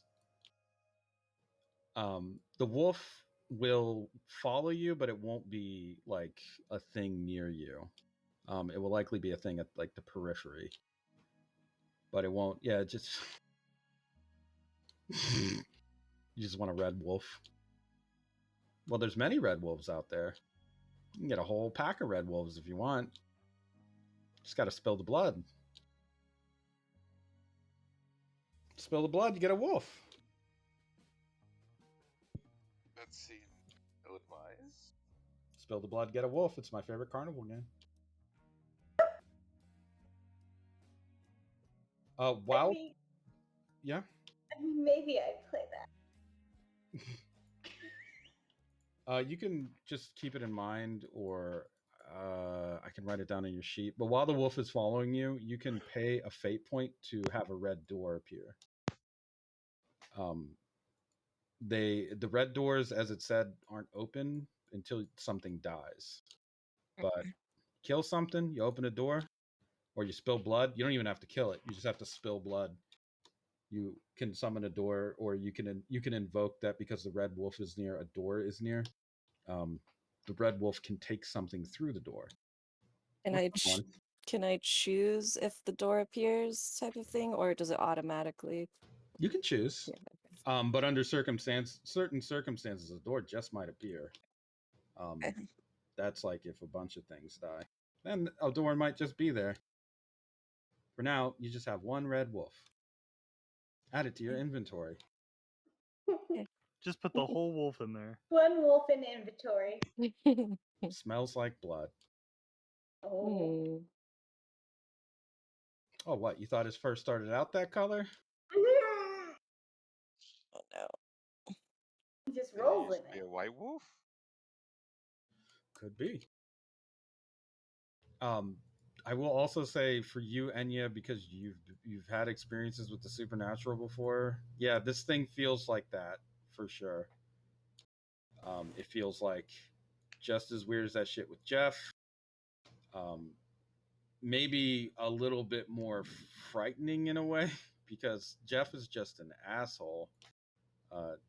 Jason is a killer, like a predator killer. No, Jeff's a killer too. It's just not as upfront as Jeff is. Jeff's very upfront about his murder. No, that's not true. He disappears people into the shadows. It's the opposite. Jason is more upfront. Yeah, Jason's a little bit more upfront with the murder. You can feel the murderous intent of a predator. For now, you have one red wolf. Blue, congratulations on your red wolf. There you go. Not last. Claudia, you wanted to check up with Abel. Go ahead and give me a mom mode roll real quick.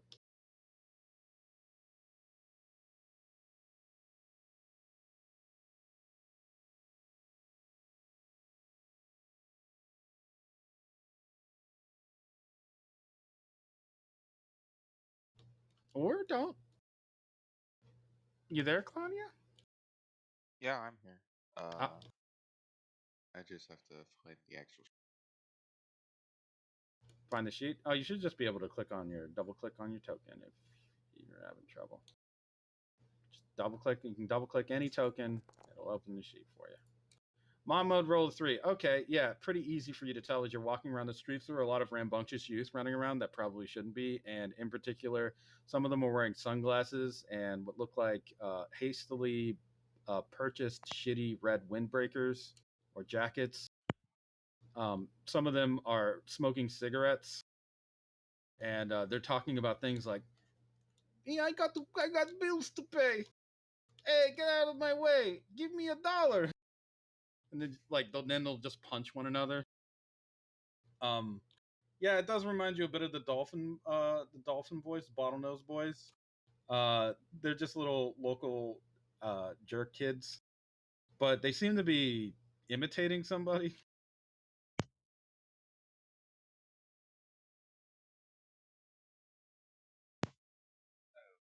Oh dear.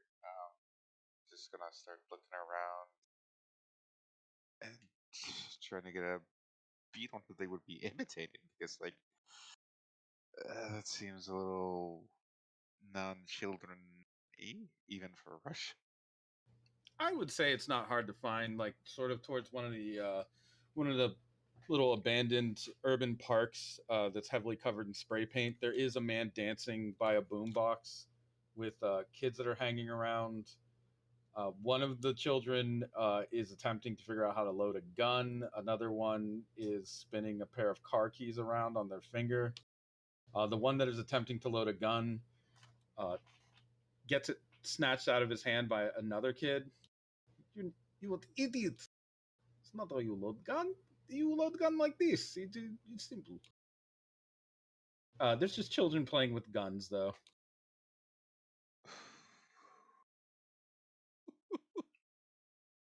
I may have to snatch that gun from them.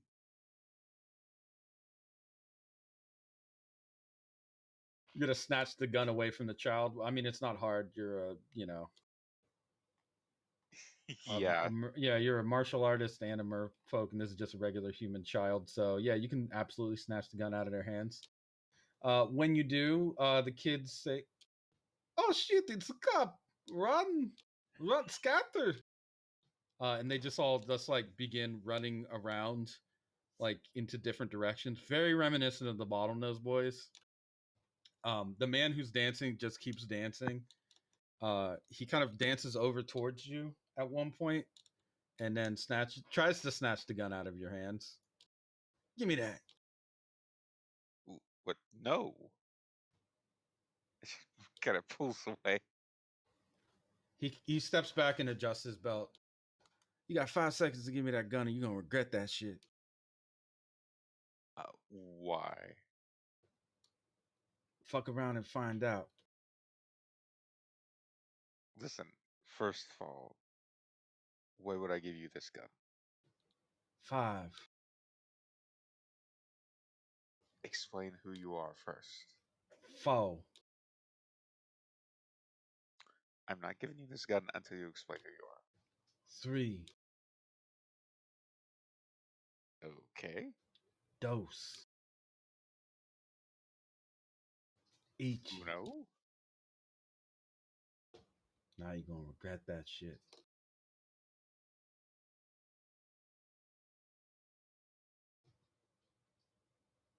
That gun means so much to me. Look, if you just explain who you are, I might give it to you. A man consumed by madness and utter despair.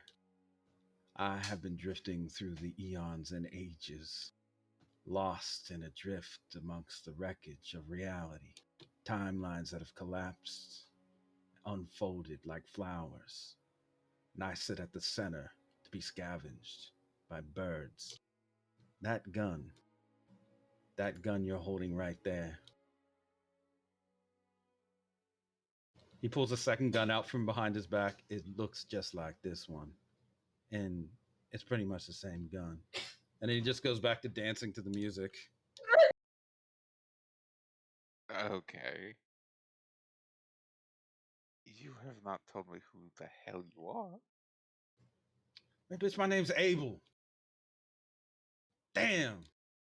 Fucking with my music. He actually takes a shot at the boombox that's playing and just completely destroys it. Now I don't got a boombox. You gonna pay for that? You're the one who shot it. I'm gonna tell my mom. Have you Go seen right her? ahead. I have not What does she look like? Shit, man. Can't have nothing. He just starts walking away. He actually throws you the second gun. Hold that shit. She catches. Okay. I'll be back. Just stay right there. 10 years. Then he keeps walking. Fuck. Claudia, you now have two guns available. Good job.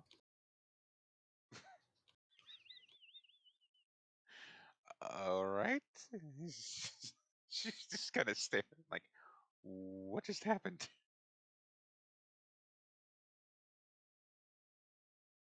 You pulled him out of hell and you got his guns. Those are you can put them down actually as an aspect if you want. You have the guns of Abel. What do they do? You'll have to use them to find out, but it's very likely that they're just normal guns. All right. I have two completely normal guns. Yeah, good job. Completely normal guns, but you have them. And then finally, to get to Ice Peak, you were trying to track down Joni. Yes. So go ahead and give me a brain trust roll.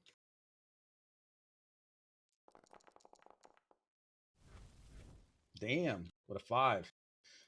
Using your magnificent thinking prowess and great intelligence, it's easy for you to tell because you're familiar with the area that if you're looking for Joni, it's also not far from the Netatoy Commons.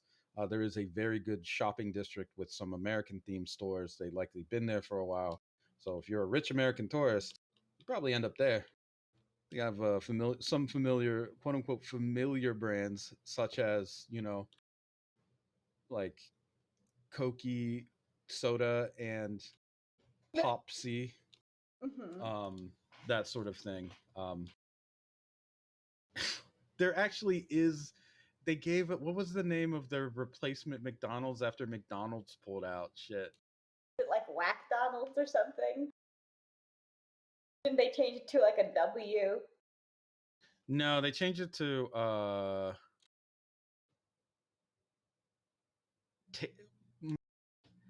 Tasty, and that's it. It's wow.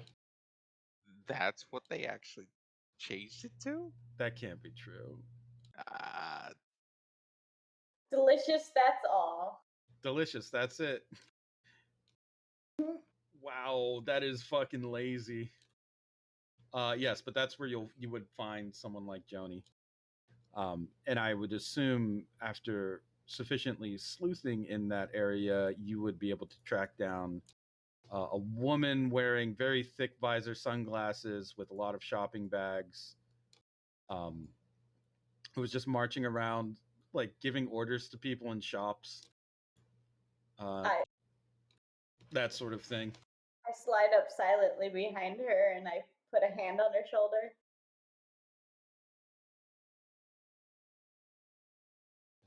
I thought I told y'all. American girls don't put out. And then she turns around and tries to deck you. Go ahead and roll a speed roll against this. As her stand actually manifests and tries to punch, basically just like knock your block off. You manage to duck out of the way, but it catches the tail end of your hair, and you can feel, because it's part of your body, you can feel it start to fray a little and become like you basically get all split ends. She stops when she's about to go for a second punch. When she sees who you are, she stops. Just shit. Are you all right? You're all right, right? Yes, hello to you too, Johnny Sojourn. And then she'll start to like adjust her hair a little. Whew. I just about killed y'all. The hell are you doing sneaking up on me in a place like this? You know how many weird Russian assholes in tiger jumpsuits have tried to get in my pants. More than one, and that's a number that's way too high. I could ask you same thing. What are you doing here, Johnny Sojourn? Shopping? I lean closer, at an angle, which your body should not do. She kind of leans back. Shopping, that's all. It's just a coincidence that we ran into each other here. That's what it is. Somehow the police. Oh, I look around for a minute. Somehow a samurai knew you would be here. Oh, I get it. Must have been that asshole Harlan, right? Yes, that is the one. Right, well, somehow it got into my little ear that there might be something involving my brother's disappearance here in Vladivostok and soon. So I happened to book a flight, no big deal. I got upgraded. First class. She holds up a ticket that is clearly crumpled and dirty and says, business or like it's coach. But at one point, it probably was a first class ticket. I see. Do you plan on chasing down Valentines here? Hmm. Well, as y'all know, I am a girl detective, and I got to do my detecting thing here in Vladivostok, where I don't speak a single word of Russian, and, well, it's a dangerous place for a single young lady. I am fluent in both Russia and Doma. Do what? It is a language of an island close to here. Is it? Why? You know what? It don't really matter much. I mean, you merfolk are pretty weird, so I guess you just probably learned it as like a joke or a prank or something. I learned it as a child. My first language. Well, other than the language of the sea. An old lady like you was a child once? I am actually quite young. Her eyes just shoot wide open. Holy shit. Yes, I know my demeanor is quite serious, like that of an adult. Well, why are you here? I am hunting down Valentines, and I am here to protect you if that is something you will allow. I don't really need anyone around my neck while I'm here. That's the whole reason I had to just get here by myself. Harlan was saying don't come, all that shit. Just about whooped his ass. She starts punching at the air. Fa-fa. I'm really good at boxing. I have noticed. She gestures to her hair. And Harlan has experimented with me, which was pleasant. When you say experimented with you, you see her face immediately goes pale and she begins to hold up her hands.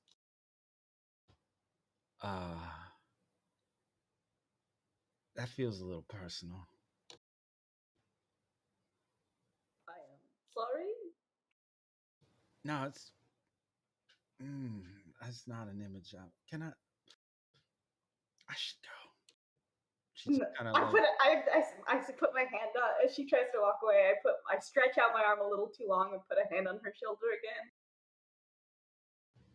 again. She gets a very fearful look on her face. No, you are not leaving. What? What do you mean by that? You are coming with me to Doma. What? For what? Do you wish to hunt down? Do you wish to find out more of the Valentines?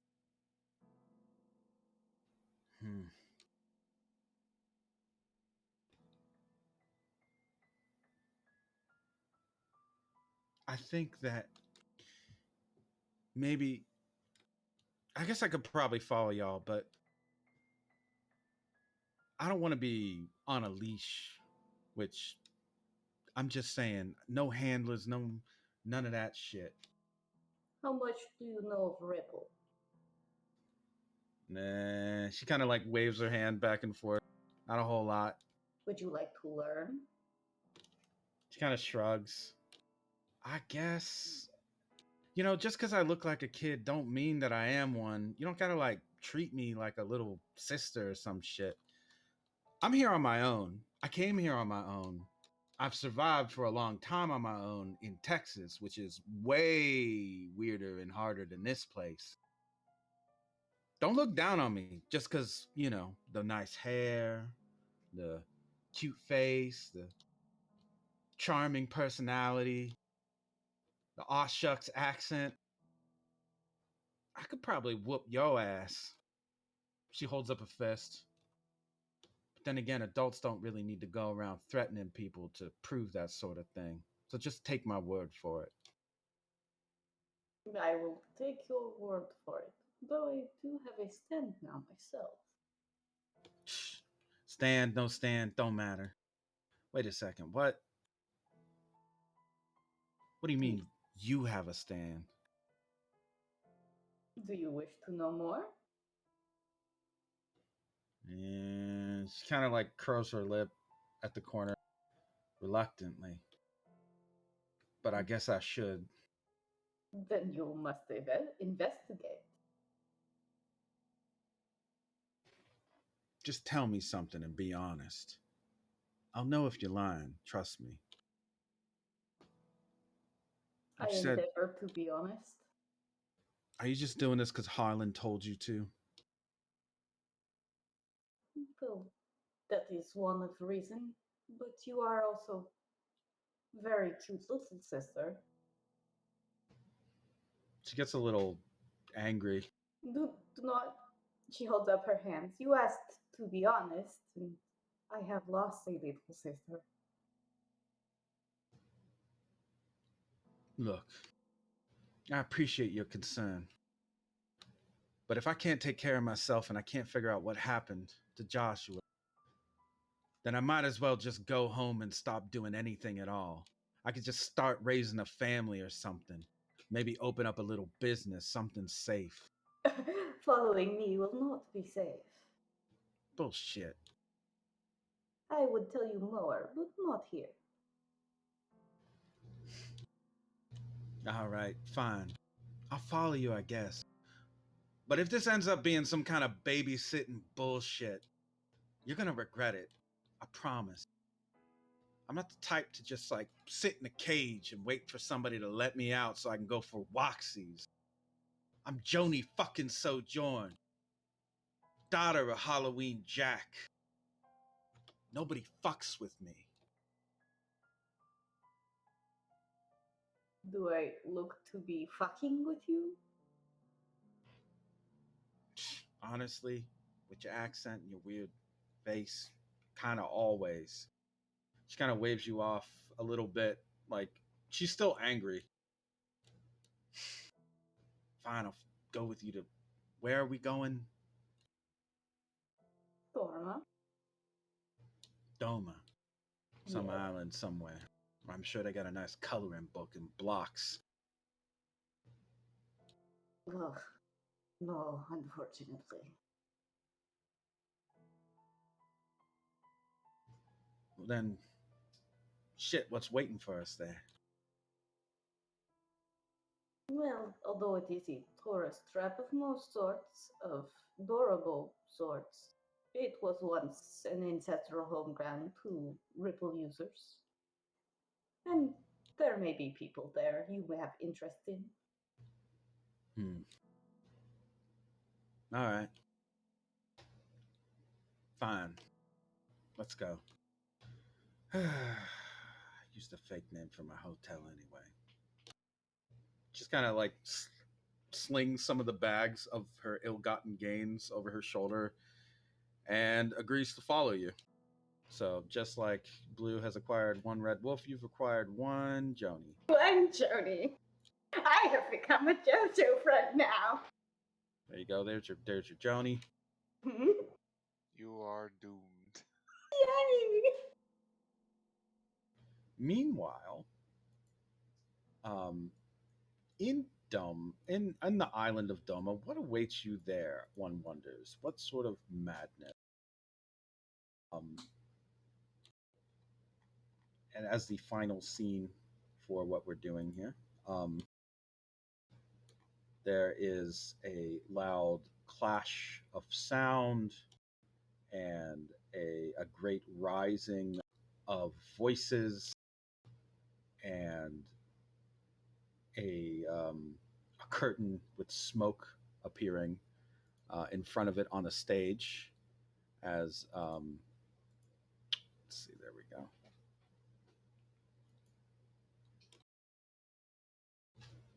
On a stage in front of enraptured crowds, a fire rises from a great pit before a figure that steps out in a cloak and mask and begins to speak.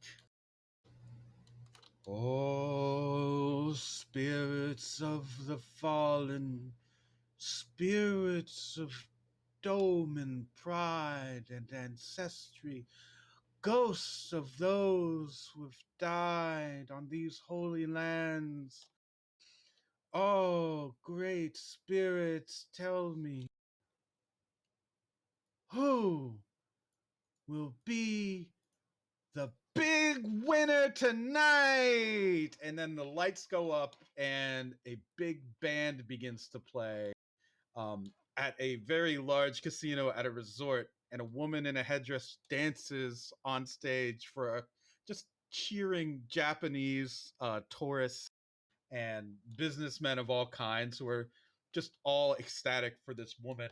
And you can see in a big banner that drops down from the ceiling, it says, Tina Shamanina, live at Golden Love. And she begins to shake and shimmy in front of various Doman artifacts on stage, like very happy and pleased with herself. This woman in very garish blue and green robe is having the time of her life, and the tourists that are fawning over her feel truly blessed by the spirits of the Doman people. And there you go. That is your ending scene for the session. Congratulations, nobody died again. Yay! We're on a Actually, that's hot not true. streak. Mushroom Man died. Oh no! Yeah, let's have the in memoriam moment at the end. He'll live again. And yes, her And name next time he'll be a sunflower, so that'll be nice. Yeah. Yeah, that'll be cute. her name is Tina Shamanina. She did it. Amazing. It's a fun name.